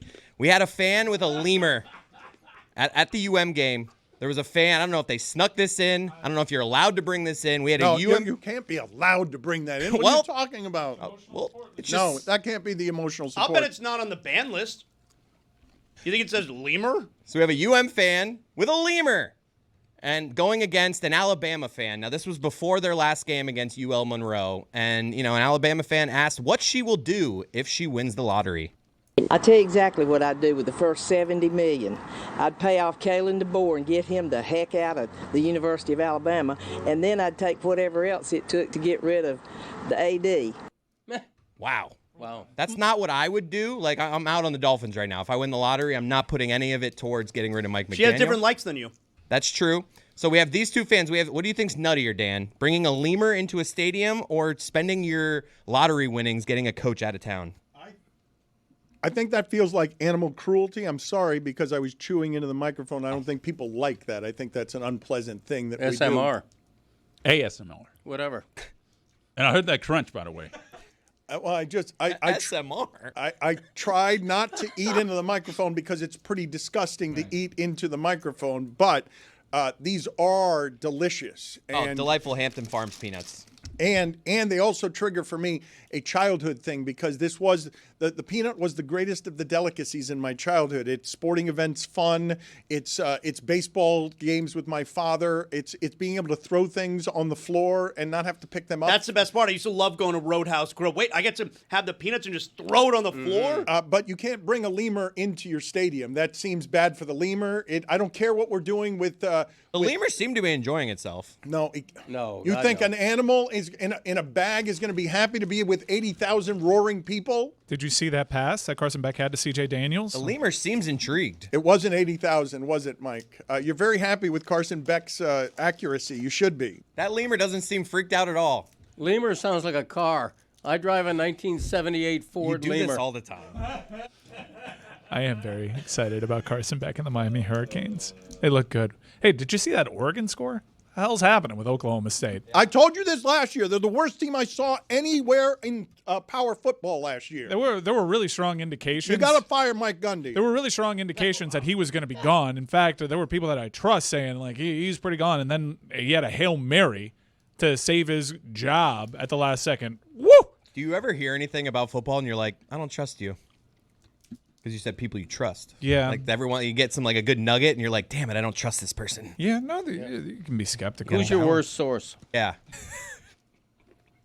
I've never thought of it that way. I didn't want to talk very much college football, but I did. I'm telling you that I was watching last year Oklahoma State, and I'm like, oh my God, they've left Mike Gundy behind. They were supposed to be good last year. His whole team is in tatters, and then you see that against Oregon, where they're a 30-point dog, and they're out of the game in the first half. They've got nothing. That's as bad as you'll see like a P14 look on the road. And going into the game, Mike Gundy's complaining about, Oregon, they have so much NIL money. Did you loser talk? Did you see what happened with Duke over the weekend? Quote. They lost at home to Illinois by 30 points. Illinois is good, right? Yeah. Quote from Manny Diaz: Illinois does this to everyone. Let's say, I mean, we can slow down a little bit. Hey, he is such a loser. Duke spent $4 million on their quarterback to establish a crazy quarterback market this offseason, all for that quarterback. Take the peanuts away from him. Yeah, I mean, like, what are we, like, all for that quarterback to now be an underdog SMR. at his former school against Tulane. Tulane is favored against a quarterback that left there and established a crazy market at $4 million. You guys didn't see that Orioles game? Jackson Holiday. No, nobody cares. Nobody cares about Last baseball. place baseball. Matt Holiday's kid, right? I mean, the Dodgers are the Padres are game back. The Dodgers don't look like. You see that Clemson game? These are great nuts. That was a little scary for Clemson, huh? Troy, It's just a guy named Troy. 30-point dog. Guy named Troy was up 16-0 at Clemson. A Ford Troy. That's a car too. I mean, Does sound like a car. The Ford Lemur. What sounds more like a car? The Ford, was it the Ford Lemur? Or The Ford Lemur and the Chevrolet Tagliabue. Yeah. All right, Those are Tagliabue's cars. number one. I want. All right, this is what I want to do. I want to have a contest here for Greg Cody in which we pair off what he believes to be the best car names that he could produce based on what it is that he believes sounds like a car name. So was it the Ford Lemur? Is that Yeah, Ford Lemur. the Chevrolet Tagliabue? Actually, I think that's a Ford, too. Let's make it a Ford Lemur versus a Ford Tagliabue. All right. That's good. And what was the third one? There was a third one here. You're not going to remember because you're too busy. Troy. Right. The Ford Troy? No, that's not a Ford. What is No. it? What is it, Troy? Chevrolet Troy, maybe. Kia. Maybe a Plymouth? I think it sounds like a Dodge. It's a Plymouth Dodge Troy. Yeah, probably a Dodge Dodge. Troy. Yeah. No, I think Chrysler? a Plymouth Troy. No? No. Do they make Plymouths anymore? No. I can see a Plymouth Sarkeesian. Oh, I like that. What about a Dodge That's good. Cristobal? I would drive that. Would you? A Dodge Cristobal. Yeah. Sounds like a pickup. Like an F-150 type thing. You know? Mm-hmm. Dodge Right. Cristobal. I like that. Yeah, nice. GMC. Yeah. One more college football thing before I move to other things. I believe, Mike never said this publicly, but I believe that last week he was going to put the town on alert, University of South Florida over Florida. Billy Napier is in big trouble there, losing that game, losing it that way, and losing it again with another spitting incident. Like, what the hell? The last 10 days, Inter Miami, and finally there's been some sort of punitive measure from spit that dried up 10 days ago. You can't play in the Leagues Cup anymore, Luis wow. Suarez. Yeah, big deal. 6-game ban. Yeah. Big deal. Now, they do this across the world where you're randomly like suspended for competitions that are exclusive to that competition. Oh, he's got a Champions League ban, but he can just show up with his regular day job on the weekend. But those are, competitions that are taken seriously, whereas this is a Leagues Cup, and it's Didn't they very just strange. lose the Leagues Cup? Yes, but now they're suspended next year. Going forward, Luis Suarez, the next 6 Leagues Cup games, out. He They can't won't play even in be those. in this country next year. Wait a minute. Hold Neither on one a of them. second. Yeah. I don't know what that meant. Well, hold on a second. Wait a minute. So he the could be MLS suspended for like 4 years worth of tournament games? That's right. That's insane. But be readily available for the next time they take the field. Okay. This is definitely a real league. Ridiculous. I was talking about the spitting incident in the Florida game. I need some water. My mouth's dry.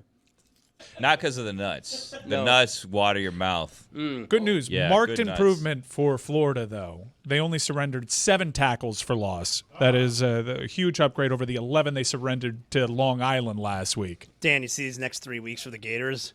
Oh, At what- LSU, Okay, that's a win. at Miami, That's a loss. hosting Texas. That's a loss.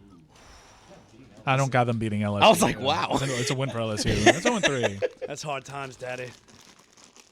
I know that you guys don't want to talk about anything but football, but Amin Elhassan is going to be here in a moment with some of his weekend observations. I still don't think we've gotten appropriately to the story about Gator player spits on someone, and that's the reason that they lose as an 18-point favorite to South Florida at home. But We had 3 spitting incidents last week? well, 4 if you count Dak Prescott, if you make it 2 separate spitting incidents. But yes, it's a little bit strange to have 4 of these spitting incidents in 10 days. If you're the Eagles coach in the next team meeting with Jalen Carter, are you like, see what you did?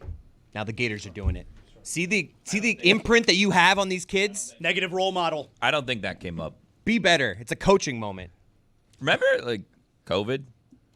Yeah, that's good. Imagine spitting Yeah. on people during COVID. It's a good point, but we don't have time for it because we've got to move to all the other things happening all across sports, I including. think you go to jail if you spit on someone during COVID, right? Like actually, I think you would have gone to jail, if not prison. It's in that always time. True. Yeah, that's true. Put it on the poll, Juju, at LeBatard Show. Would you have gone to prison if you had spit on someone during COVID? Well, we can't get to that. Well, no, we don't have time for that. But just if we're going to just glance through tennis and, oh, what? An all-time great said everyone's better than him now? Okay, let's just move on. How about NASCAR? Mike, where's your gear head? Get the gear head, put it on. You'll have one chance at this because we've got too much to talk about today. So you're going to have to do it like they do with the cars in that sport, fast. Okay, Denny Hurry up, Hamlin's the man. best story in motorsports right now because not only is he suing NASCAR, but he's also an active driver, and he's a driver trying to chase down his first ever NASCAR championship. That's right. Denny Hamlin's been a name that you've probably known tangentially with that sport for 20 plus years. He's won Daytona a few times, but he's never won the big one being a championship. He won the race yesterday, gave another trademark heelish speech, but there might be anti-hero vibes here for Denny Hamlin because he's trying to reform the sport. A sport that does need reforming, and he's going to do it potentially by winning this championship and demanding he be heard. Here's Denny Hamlin after winning the most recent NASCAR race. Y'all can boo me, but you can either get on the bandwagon or you can get run over by it. You still love the booze? Bring them all. Lame trash talk. That you think that's lame? Like, That's iconic. The guy is suing NASCAR. He's like, either get on the bandwagon or get run over it. What do you, Chris? He is in full villain mode. He's.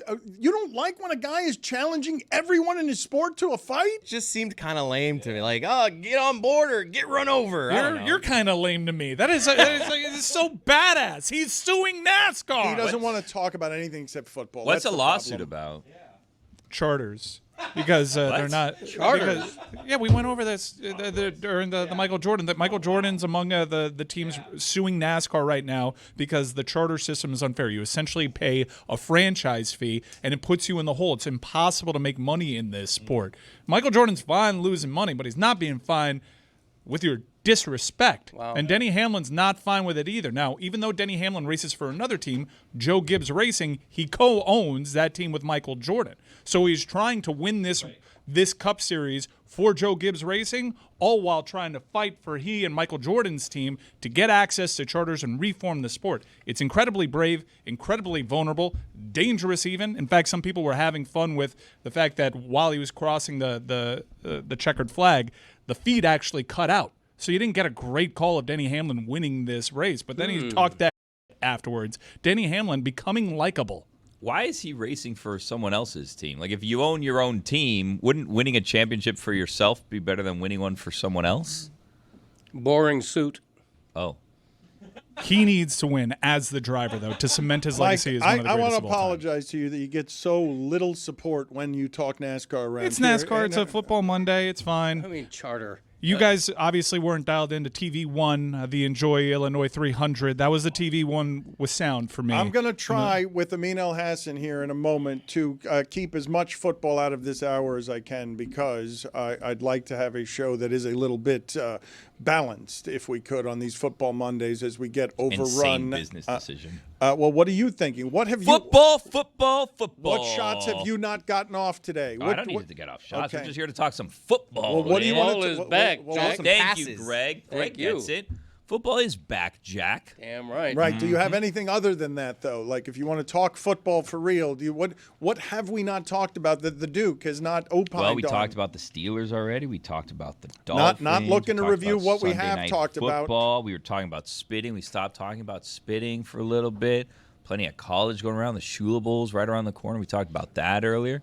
There's football to be talked about. There is, but also there is to be talked about Monday Night Tilt tonight. Jonathan Zaslow's meteoric ascent through the priciest places in media entertainment. He is flying first class. Yeah, baby. He is landing in suites. He's sending me photos every time he lands in a suite. I did. He is getting giant rooms on the road because of how good his college football coverage is. I will be honest. Week 1, my suite, it was a little too big, but this week that was the right size suite. How about first class? What are the first class adventures you've been experiencing? Very few people at ESPN get first class. So I'm not a big first class guy my entire life, but I'm flying first class now. Mike, I didn't appreciate you trying to call me out on my way to Dallas this weekend. It didn't look like first class. It wasn't first class. Well, it wasn't because I was flying Southwest. Yeah, I well, was sitting in the first row. Was there a reason for that? No, I mean, it was a direct flight, so I flew Southwest. Is there a shortage of premium airliners flying from South Florida to Dallas? It seems like At the that's time a hub I city. wanted to go. That's a hub city to hub city. You At understand the time I wanted to go, so I was sitting in the front seat in Southwest, but on the way back, I was sitting first class, or I wasn't on Southwest. I was flying American on the way back, and I was sitting first class. And let me tell you something. This first class, pretty good. Pretty good. We're about to take off. See, I'm not used to first class. We're about to take off. And the young lady, she comes up and goes, "Sir, can I get you a drink?" And I think about it for a second. Before takeoff? Before takeoff. And I think about it for a second. I'm like, yeah, whiskey on the rocks. Let's get after it, you know? Why the hell not? You're not flying. I'm not flying the plane. And so I'm drinking my whiskey, you know, whatever. And then like 25 minutes later, we're about to take off. She comes up to me. She's like, "Sir, I have to take your drink." I'm like, "Oh, really? I guess you can't have the drink while I'm not flying the plane. Why can't I drink my drink while we're taking off? Is something going to happen? Is there going to be like... You got to have your tray tables up, so where's the drink go? In my hand? You got that they're not armrest, strapping my arms down. They're usually not good with trusting you to do that the right way. So she wants to take it. So I take a huge gulp, obviously, Greg. I'm not trying to let the whiskey go away. Yeah, you got to savor that. It tastes so good when it touches my lips. Did she even know who you were when she took it from you? Who cares, That's man? why she took it. I don't think Who does she think she is? Mickey Harrison? So I take a huge gulp. It doesn't, it's not all of it. I'm not trying to. You make the face when you take a big sip of whiskey. You're like, no, I'm a grown. I'm a grown up. I don't make faces when I drink my whiskey.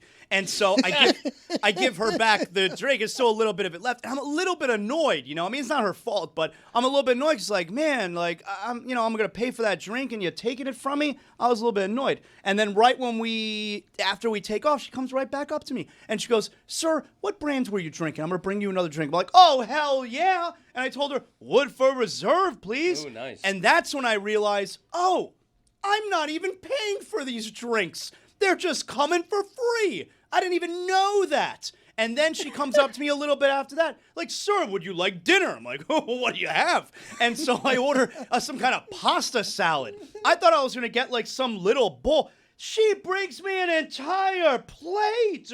I got this pasta salad. I got a side of veggies. I got another little salad. I got a cake. This plate was so big, I had to move my iPad off my tray where I'm watching football to make room for this spread that she brought me. This first class is incredible. So what are you, Jed Clampett in Beverly Hills? You've never flown first class before? I had a great flight home.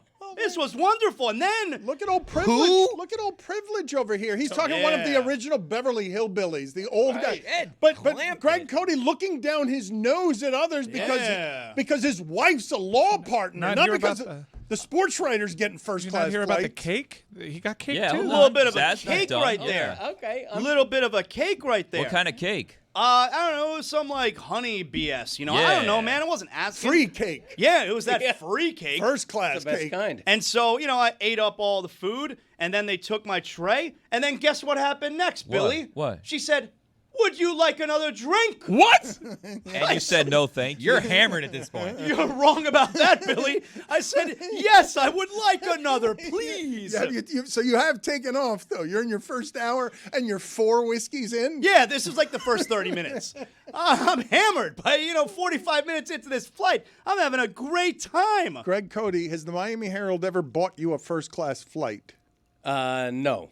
So what are you saying? That you've never flown first class because he's excited about first class? Why are you first class shaming him? I'm not, but Yes, you are. You called him Jed Clampett, the original Beverly Hillbilly. I don't even know what that reference means. I'm so happy for his success. Thanks, man. That Yeah. sounded incredible. He Thanks. made first class seem like a place that, that's goals right I there. loved it. I couldn't believe it. Now, are you going to continue flying first class? Well, it depends if it's available on the flight. Like, it's not necessarily available on every flight that I choose. Like, my Southwest flight on the way there this weekend. Because here's see. my question. I don't mean to upset you potentially here, but Go on.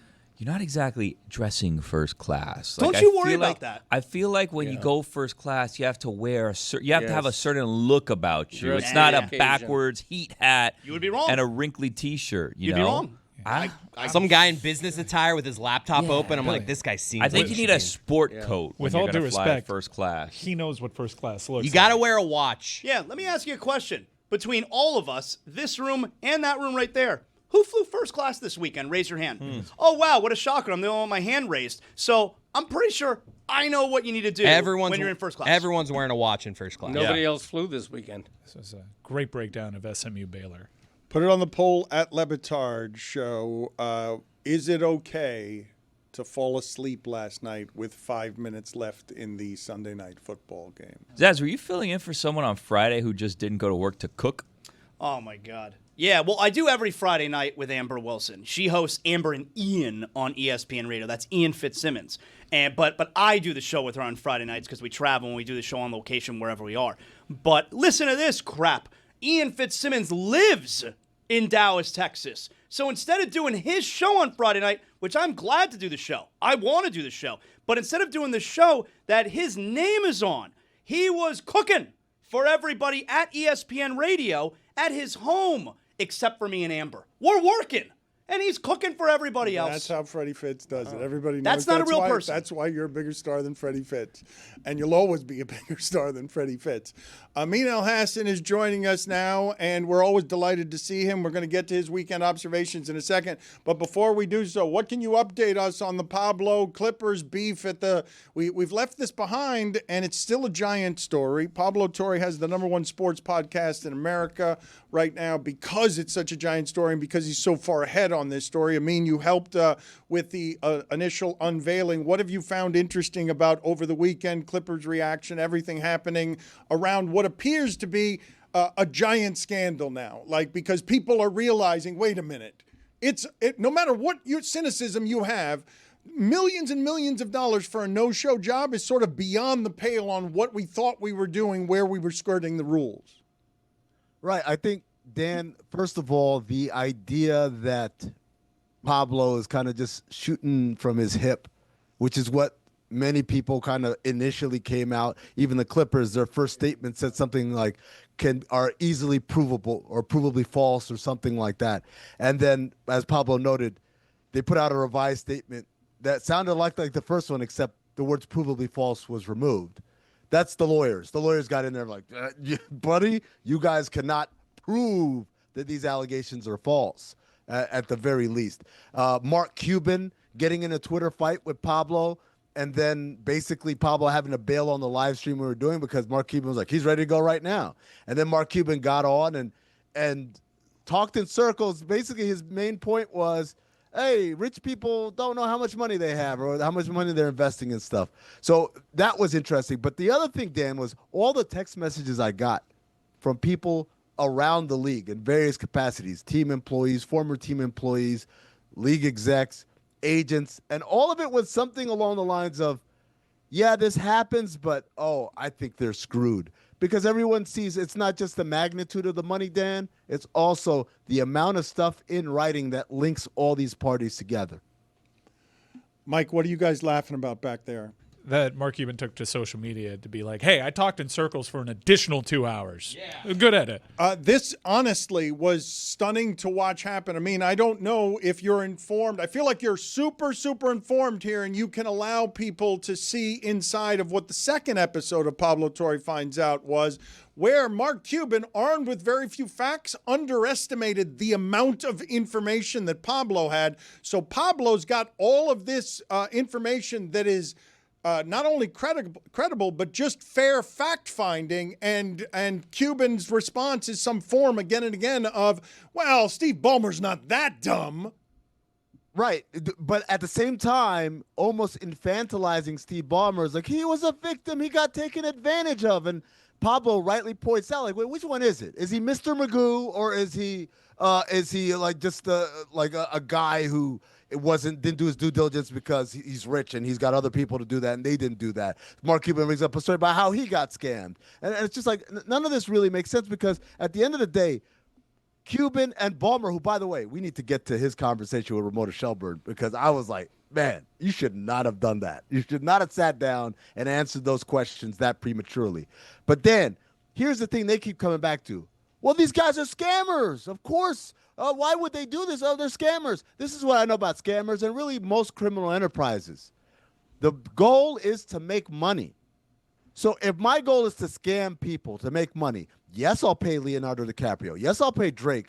Yes, I'll pay Robert Downey Jr. because they're going to go out and spread the gospel and bring me more money. Why would I pay $28 million to a guy who's not even the most famous dude in his sport, who's notoriously a recluse, who's not going to do anything for me? Four times as much as you're paying any and all of the other celebrities who are bigger celebrities and better spokesmen than he. Yes, it's literally the duality of they're more famous than him, and also, they're going to burn a calorie to sell our scam to the world and legitimize it. This guy's doing none of that, and he's not even that famous outside of basketball to begin with. Why are they paying him the most? How does that help the scam? Okay, I get it. They're scammers. You're right, Mark Cuban. You're right, Steve Ballmer. These guys are criminals. They're awful people. They took advantage of people. You need to tell me how paying $28 million to Kawhi Leonard helped them.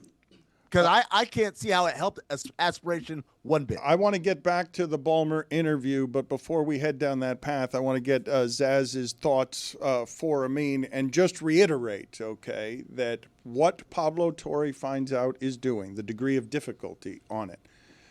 He's got these people pinned with facts. They are facts thoroughly reported by the most ethical of journalism, and they're pinned in a way that makes Ballmer, a bit panicked, have to go on television before he's ready to talk about things he might not be totally prepared to talk about. I just want to point out again, the NBA investigated some of this stuff. What Pablo did is more thorough in its findings than an NBA investigation that wasn't able to find things like this. So I just want people to understand that Pablo's degree of difficulty on this, he's got to have the facts in his corner in order to be as confident as he is. Yeah, I would clarify. The NBA did their investigation back in 2019, 2020. These events happened after that, number one. Number two, much of Pablo's findings are based on Aspiration's bankruptcy filing and those documents and those that we looked at therein. So we had access to stuff that even if the NBA had done their investigation in 2021, they wouldn't have had access to any of these documents. There's nothing that would have compelled Aspiration to hand over that stuff as opposed to bankruptcy I'm filing, saying the fishiness around all the Kawhi stuff has led to investigations, and it wasn't able to look like there was this much circumstantial evidence until all of the bankruptcy filings and fraud. Right. But I think the bigger thing is that the Clippers have been investigated multiple times under Steve Ballmer over these things. That was another thing a lot of people forgot. DeAndre Jordan, remember the whole thing with the chair and the emoji war and all that stuff when he was almost a Maverick and then he wasn't? Yeah, the Clippers did some cap service convention during that as well. They kind of set up a side deal with Lexus to pay DeAndre Jordan. The NBA fined them $250,000 for that. So at this point, with Steve Ballmer, it's not just a case of, hey, man, this looks fishy. It's also, you're a repeat offender. This ain't your first rodeo. Well, except Ballmer kept saying to Ramona Shelburne there, we know the rules, they know the rules. Okay, man, they know the rules, except Uncle Dennis keeps asking for things that are against the rules, and you know the rules, but you got tagged for this in the past already with that Lexus deal. So who cares that you know the rules and they know the rules? But back to the Cuban thing real quick. Cuban's whole MO the whole time as to why he's Team Ballmer was because, like, Pablo kept stating his reporting in what is believed to be fact through his reporting, and Cuban's response every time was just, I don't believe Ballmer's dumb enough to fall for this. And then Cuban then went over an old email that Aspiration sent him at the time, wanting him to be an investor. And Cuban specifically says the reason he didn't go along with it was because it was really aggressive and the money raised several red flags. Why'd Ballmer go along with it then? Zaz, dude, it was so crazy to hear Mark Cuban make points that were actively working against his argument, right? When he said that, I'm like, do you realize what you're saying? You said Steve Ballmer is, he's too smart to fall for that kind of thing or to do that kind of thing. And then you're telling me that these people that you sniffed out within one email, Steve Ballmer with the full distance with? Come on. And then Steve Ballmer with Ramona, I mean, she asked him, hey, how do we know you guys are doing that? Because it's against the rules. I'm like, that's not an argument, right? Then he went on. This is my favorite part of the interview by far. He says, Ramona asks him, have you spoken to Kawhi? He says, no. She says, would you like to hear what he has to say about all this? And Steve Ballmer says, no, it's not my business. It's Kawhi's business. I'm like, what?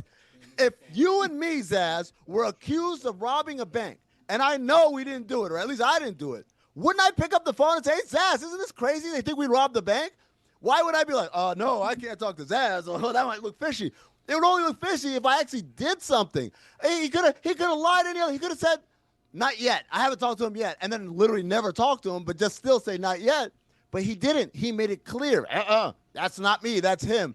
And that's the part where I'm wondering is if that's Steve Ballmer's ejection button, which is, we didn't know anything about it. This is Kawhi and Uncle Dennis all on their own acting illicitly, which it still isn't a strong enough argument, but it might be the argument he tries to run with. And when he was asked, why was Aspiration paying Kawhi Leonard to not do anything. You're just like, oh, I don't know, they're scammers. Don't scammers normally want you to pay them to do nothing? Right. Not the other way around? I mean, let's play this sound for you from Channing Frye. You tell me what your thoughts are here on him reacting with Kendrick Perkins and Richard Jefferson here on the Road Trippin' podcast. First of all, why are you snitching? No, why are you snitching? Who cares? Why are you snitching? Who's snitching? Who's snitching? The reporter? The reporter's job is to snitch. Our job is to keep it quiet, right? Like, Ballmer didn't tell. Kawhi didn't tell. So Pablo's doing what he's supposed to do, and he's doing an absolute great job. Shout him out for this investigation. Yeah, Channing went to University of Arizona, not known for its academics. So sometimes some of these things do fly over his head. He's a bright guy, but I got to blame his education at that point. No, what are you talking about snitching? Where are we in life? When I was growing up, snitching was if you were doing the dirt, if you're in this thing, that's what snitching is, right? So if I'm also doing this tampering, cap circumvention stuff, I can't be the whistleblower of the source. That would be snitching. But for the rest of us, I'm not doing this. It's not my job to make sure that you're doing all right. The media's job is as a watchdog. It's to make sure these things come to light. Well, what's Richard Jefferson doing saying my job is to hide that stuff? Isn't he a media member now? Well, he's doing the multiple hats thing. He's bald, so he has to wear hats all the time. Players want other players to get paid. Sounds like a bunch of snitches talking to me. Pocket watching Kawhi, wondering where's he getting all that money from. It's none of your goddamn business where he's getting that money from, Pablo. Mind your own business. Where are you getting your money from? Time now for Amin's weekend observations. It is time for Amin to share his game notes. No one in the media will tell you what happened better than my boy. Amin. Weekend observations is presented by Miller Lite. Dan, my eyebrows are singed. My hair is blown back. And I smell a bit like burnt bacon. Because just like that, make no mistake, my Sundays are now cooked. Yeah. Weekend observations will officially be on Mondays from now on. Yeah. Unless they're not. Like next Monday. Cynthia and Carl, we need to have a conversation. The Dolphins did something yesterday that the Giants couldn't do in 5 years. Made Daniel Jones into a competent quarterback. Yeah. Greg Cody, stand strong. You double down. You don't let these guys talk you off the ledge. Don't change that season prediction. He's so homerific. Like, you can't. Dude, here's the problem. Greg, Greg, this is what I'll say to you. This is in your support. If anything happens from here on out that continues to be bad, you've already lost the crowd. Everyone thinks you're already a homer.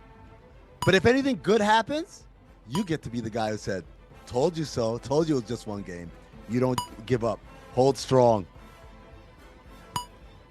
Baltimore starts its season just like it ended last season. Choking. Jerry Jones needs to check if he still has the receipts for the Micah Parsons deal. Maybe he could get store credit. You ever do that, guys? You get something like, I made a mistake. You go back, and they're like, well, we can't give you your cash back. Well, your store credit. Why do people say choke someone out with their bare hands? Would it be any more benign if you did it with gloves on? No? Okay. No, that's fair. Benign means safe. It's a good point. I'm sorry. No, I was just thinking about it. Give us a we weren't.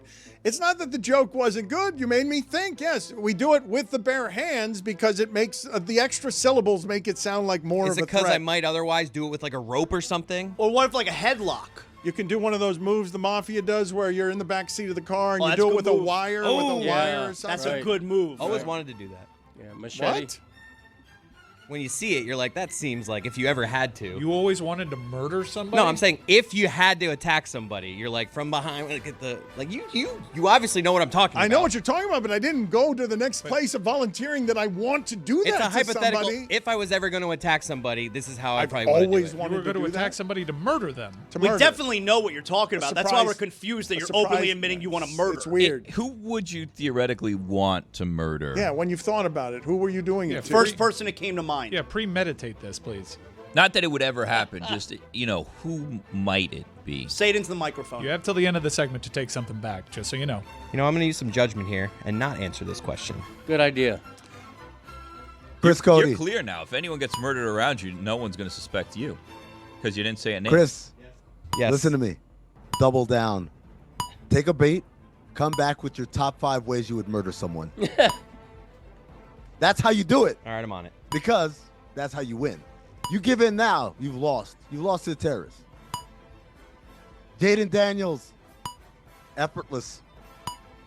How many people saw that DeAndre Hopkins touchdown and thought, game over? Winner of the weekend. Me. I am people. Guilty. Good to see Geno Smith picking up right where he left off the last time I paid attention to him. Guy's a winner when I watch. For those who do not know, Amin Elhassan, I believe, has the single greatest prediction in the history of this show, in the 20-year history of the show. He got Geno Smith's stats almost exactly right the season that Geno Smith had that was a season better than any of us thought he would ever have. Almost exactly right. Touchdowns, interceptions, all of it. Yards, crazy how all close he was before the season. Just the history of this show, huh? You got a better prediction? I've rarely heard predictions better than that one. There's no better agent for procrastination than a random Instagram reel. It's not from an account you follow. Nobody sent it to you. It just appeared, and you started watching. Procrastination. Instead of doing your work. What did you see? I saw this whole thing about cricket. It was a documentary. I didn't watch the whole documentary. It was just a clip from the documentary. But like the British dude in the documentary, like at the time, they were like, oh, we're going to make the West Indies team grovel. He used those terms. We're going to make them grovel. And the West Indies team, they didn't like that because there's a white guy telling mostly black and other colored people that they're going to grovel to the British dude. So they went out and whooped his ass. And I was so locked in. I don't give a about cricket, but I was like, wow. And then I realized, I have to finish these weekend observations. What am I doing? My reels are a lot of boobs. Attaboy. Travis Etienne can scoot. Do you guys say Travis Etienne or do you guys say Travis Etienne Jr.? No need for the junior. We know it's Thank not you. his dad. Exactly. If your father isn't famous, I'm not including the junior. Similarly, if your son isn't famous, I'm not including the senior. Talking to you, Marcus Morris. We call him Marcus Morris Sr. Why? Is Junior coming up? He's like 3. Ridiculous. I don't know if any of you had the reaction, not to damper this at all, but when I heard Stingley Jr. to the medical tent over the weekend, like I had an immediate reflex on I don't like hearing Stingley's to a medical tent because I associate that name only with paralysis, even though his son is a great football player. Yeah, he is. Way to damper the mood. Sorry. I knew Sinner was cooked in the U.S. Open final when I saw Drake bet $300,000 on him. Aubrey Graham, the polar opposite of the Midas touch. Man, he's a terrible gambler. Does he ever win bets? Like what? He's terrible. Like why does he have these giant public bets that always lose? I'm going to start a new segment on DraftKings where we just bet the opposite of Drake. It's just crazy, though. How much money has he lost? I understand he's wildly, wildly wealthy, but he loses giant bets all the time, and he can't be making only the ones that he's showing us. Well, the ones he shows us is the ones he loses. I've never seen him post one and then he won afterwards, so maybe there's something to that. Maybe Pablo Torre can uncover that. Pablo Torre, uncovering an alleged massive salary cap circumvention story. Only for some people to be disappointed that Pablo Torre didn't uncover the Epstein files. Tells you what kind of run Pablo Torre is on. PTFO.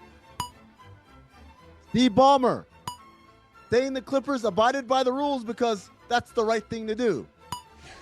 I'll try that next time I'm pulled over for speeding. Officer, I was doing the speed limit. Why? Well, that's the right thing to do. Never mind, you got the radar gun that got me doing 75. Steve Ballmer, investing $50 million into aspiration, who happened to compensate Kawhi Leonard $48 million. Coincidence. Allegedly. To be fair to Steve Ballmer, $50 million to him is literally worth 3 cents to a regular person. That's right. Puka Nacua deserves a second song. Yeti, get on that. My guy 10-Day Tony saying the Giants have the best defensive line in the NFL. Pump your brakes. But also, I hope you're right. If you take Joe Mazzulla, made him wear glasses, gave him a little more hair, and made him a lot less successful, you get Mike McDaniel. This guy, he goes into the press conferences, he always says something weird, and then the team goes out there and lays a fart. Yeah, it's been really bad. Dan, you don't get to be quirky and eclectic if you're not winning. No, we agree to that, right? And certainly not if you're losing like that. Like Joe Mazzulla hanging on by a thread. We're gonna see this year how long the eclectic, quirky, I think of things differently bit goes when the Celtics aren't the best team in the conference. Mike McDaniel grew up with Dan Soder. I didn't know that. You guys know that? Did you guys know that? I knew that. That's a yes or no. Thank you. I knew. No. Can't check out on me that hard, guys. I'm just sorry. play along. You know what? I mean, I'm sorry. I was talking to Chris play about along. Yeti's got a song about the Dolphins that I wanted to play at the end of the segment, and so I wasn't listening to what you were saying. Please keep it moving. There's 17 people in that room. Streeter, that's You fine. weren't listening. Chris wasn't listening. Everybody else can't give me a I'm working yes, on my no, top whatever. 5 ways I would kill someone. I'm conflicted someone else. because we're in a room where Chris is actively Googling on a work computer how best ways to murder someone. I mean, so it's like, am I now I'm sorry. complicit in we this? didn't participate. Keep it moving, please. Thanks for not bringing attention to it. Chris Cody, number 5. Sword fight. Oh, that's a good place. You would have to win. Number 4. Another 4. Number 4. Number 4, slowly poison them over time. I like that. Number 3. That was your way. The choke with the wire in a car from that's behind. a good one. Number 2. Cut their brakes. Oh. Yeah, that's a good one. And number 1. Trick them into entering the lion's pit at the zoo. Put some thought into this. All right. Excellent work. Pride of a lion. I like number 1. Pride of a lion. Another lion passed this week at the Zoo Miami. Okay. All right. Sad. Way to bring it down. I didn't kill it. Chris's friend did. Maybe Chris The did. lion's den, yeah. And that Well, friend all right. killed the lion. Who saw that coming? Go ahead, Amin. Angel Reese suspended by the Chicago Sky for a half for comments detrimental to the team. They're 10-31. Sounds like the team is detrimental to the team. Also suspended for just a half. Either go full game or go home. Cowards. It's the move whenever it's a good player. You do it for a half. Yes, but they're 10-31. That's right. They didn't want to give away another game. Jackson Dart should start. Russell Wilson should retire. Someone threw a green lifeless thing on the field of an NFL game. It's called the Jets. Oh, man, that just killed them. Yes, that's a good joke. Tore their hearts out. Where is the sex toy? Do we have video of the sex Equality! toy? Landing on the field. There it is. Yeah, there it is. Confirmed. That's that right there is American football has returned. A referee just throwing a dildo 20 yards. I just like that Uses it bare- has to be green. Like, you're not doing it right if it's not green. Going forward, the confirming sound. We need to hear the whole thing because when it starts and it doesn't end, it can be inappropriate. I feel bad for that official. Like, he has to pick it up. It's embarrassing. It's embarrassing. The internet's forever, and now he's just got a dildo in his hand. He's wandering around. If I'm him, I'm like, can I get a paper towel? He's at the top of his job, and he can't. Yeah, he needs something. You get what I'm saying? Because it goes, cut! Yes. Is there anything he wouldn't grab? If he was like, oh, I can't. I'm not touching that. Close us out, Amin. It took not being a Jet for Aaron Rodgers to look like Aaron Rodgers. Serbia lost to Finland despite 33 points and 8 rebounds by Jokic. I guess you could say Serbia's Eurobasket run is finished. They lost to Finland. Yeah, see, that's a good joke. I get Nice, that. nice. Yeah, that always helps when you have to point out that's a good joke. Yeah. People laugh harder then. To get the people upset that I'm doing weekend observations, I get it. We always miss the original because it was better. You ever gone to a bar and found out that your favorite bartender was replaced with a guy named Steve? I'm Steve. What can I get you? Top 5 things where the original was better. OLI. Jerry Garcia as the original lead singer for the Grateful Dead. Number 5. Chevy Chase as the original Weekend Update host. Number 4. Janet Hubert, the original Aunt Viv. Number 3. Lewis Wilson as the original Batman. Very, very racist movie, that original Batman. You can watch it on Tubi, I think. Number 2. Backrub, the original name for Google. Put it on the poll, please. I'm not making that up. At LeBatard Show, did you know that Backrub was the original name for Google?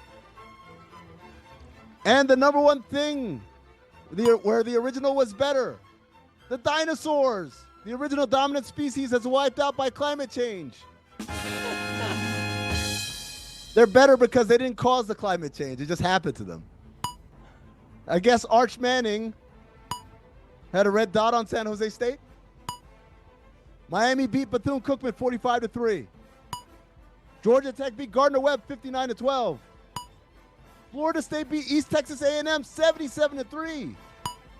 Alabama beat Louisiana Monroe 77-0. And Oregon beat Oklahoma State 69-3. One of these things is not like the other. LeBron James demolished his $37 million mansion so he can build his dream home. LeBron James living in a $37 million mansion that isn't his dream home is proof that everyone is miserable. We're all in our own personal hell, Dano. Speaking of hell, Art Briles. Those are the weekend. Ran out of music twice. Thank you, Amin. Good talking to you. I work hard.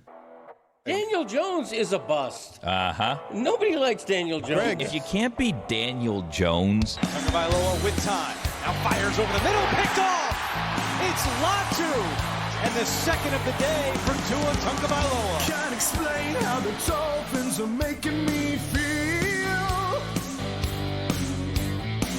I got no faith in Mike McDaniel at the steering wheel. Fucking 2 eyes. Brain is Swiss cheese. You can't lose like that to me. We got blown out by Daniel Jones. Somebody to stab me in the heart. There's no hope for the playoffs now. Might as well put the franchise down. We got blown out by Daniel Jones. Oh, yeah.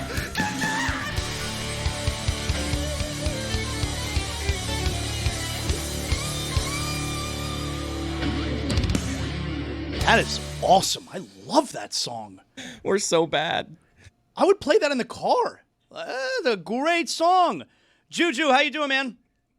Pretty good, brother. How you doing, man? Good to see y'all on this blessed Monday. Juju's a Bills fan. He's living good right now. Oh, man. You thought it was over, Juju. Come on, be honest.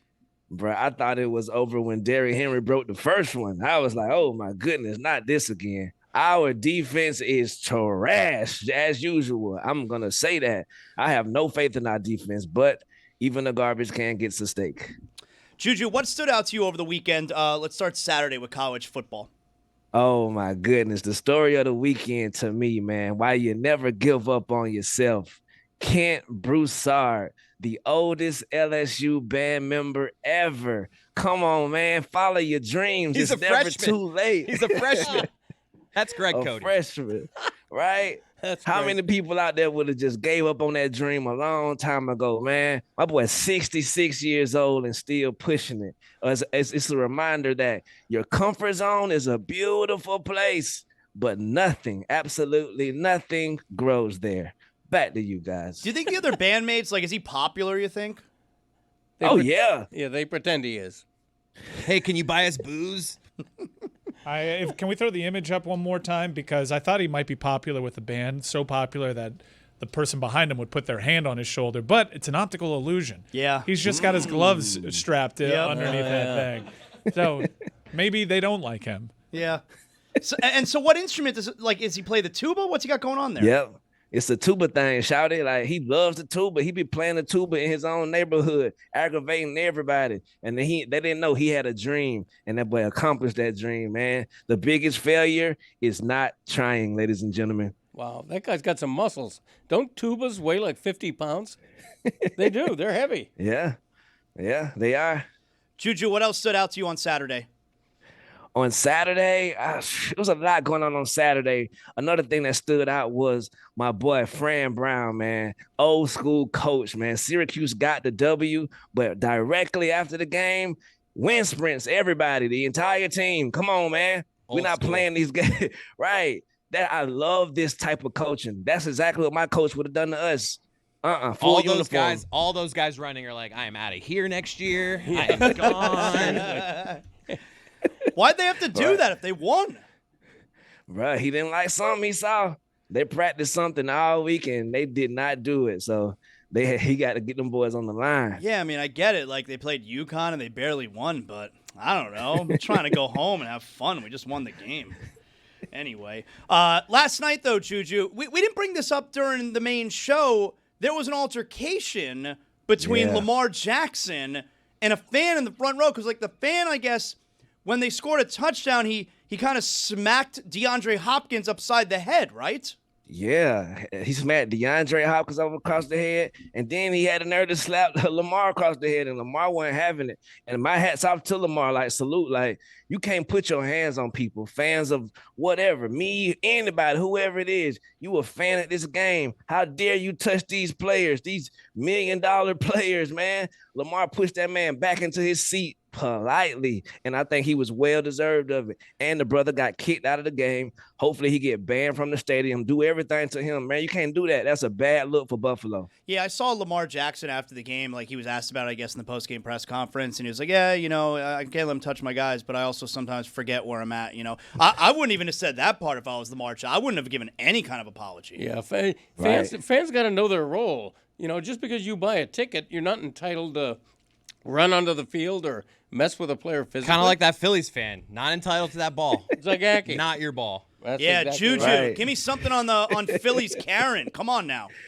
Bruh, I thought that I disagree with you a little bit. It was hilarious how Buddy first realized she was up on him. He was like, what in the world? Like a natural reaction of yo, what the hell? Right. Hocus pocus. But after that, brother, this is still a female. This is a woman. He's a man. There isn't many options he have. I know it's not what we want to see him take the ball from the kid, but I feel like he was put in this rock in a hard place situation where this lady is just coming at him, and he did the best of, I guess, two evils and gave the lady the ball. I think that's a real man, dog. He de-escalated it quickly, and man, we all got his back. So I think he did what was right.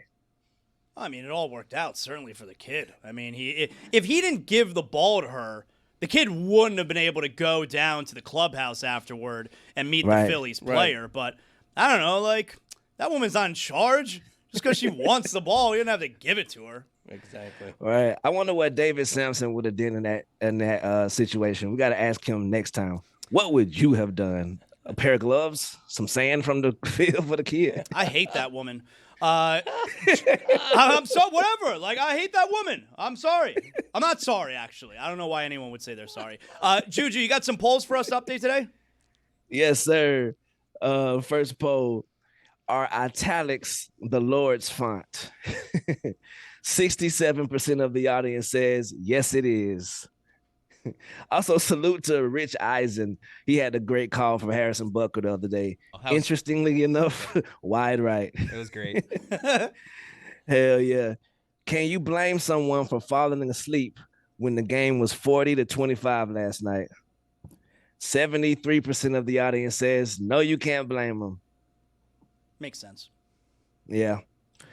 Who felt better after yesterday's game? Aaron Rodgers or Jalen Ramsey? 65% of the audience says Aaron Rodgers. Yeah. I mean, he got up there afterwards, said he appreciated beating anyone associated with the New York Jets. That's a good line. Right. Whole NFC East 0-1 except your boys. Would you have gone to prison if you had spit on someone during COVID? 89% of the audience says, yes, you would have. And the last poll, it's a fresh poll. I got to update the chart right now. While I update this, DLS Hoops, baby. We are back today. DLS Hoops. Subscribe. Give us 27 subscribers instead of 26, please. Did you know that back rub was the original name for Google? 93% of the audience says no, and those are your polls. Dad, I just want to continue what I started before the show. Remember, Sure. Dan tried to separate us, and I was like, I appreciate you. Yeah. I love working with you. I won't let you. Dan do this. Yeah. You also look great. You look fully hydrated. It must be because of Liquid IV. Yeah, it is. Transitioning from summer to fall takes focus. You power through with Liquid IV's new sugar-free energy multiplier. It's hydration, it's energy, all in one. Each stick has a 2-to-1 ratio of L-theanine to caffeine for balanced energy without jitters or crash. 0 sugar, 3 times the electrolytes of the leading sports drinks, plus 5 essential vitamins, available in strawberry kiwi and blackberry lemonade. I keep a few packs in my backpack all the time. Always do it after work. It's simple. You tear, pour, mix, and you're hydrated. Don't let the grind drain you. Ditch the glitch with 0 sugar, 0 crash from Liquid IV. Tear, pour, live more. Go to liquidiv.com and get 20% off your first order with code Dan at checkout. That's 20% off your first order with code Dan at liquidiv.com. Thanks,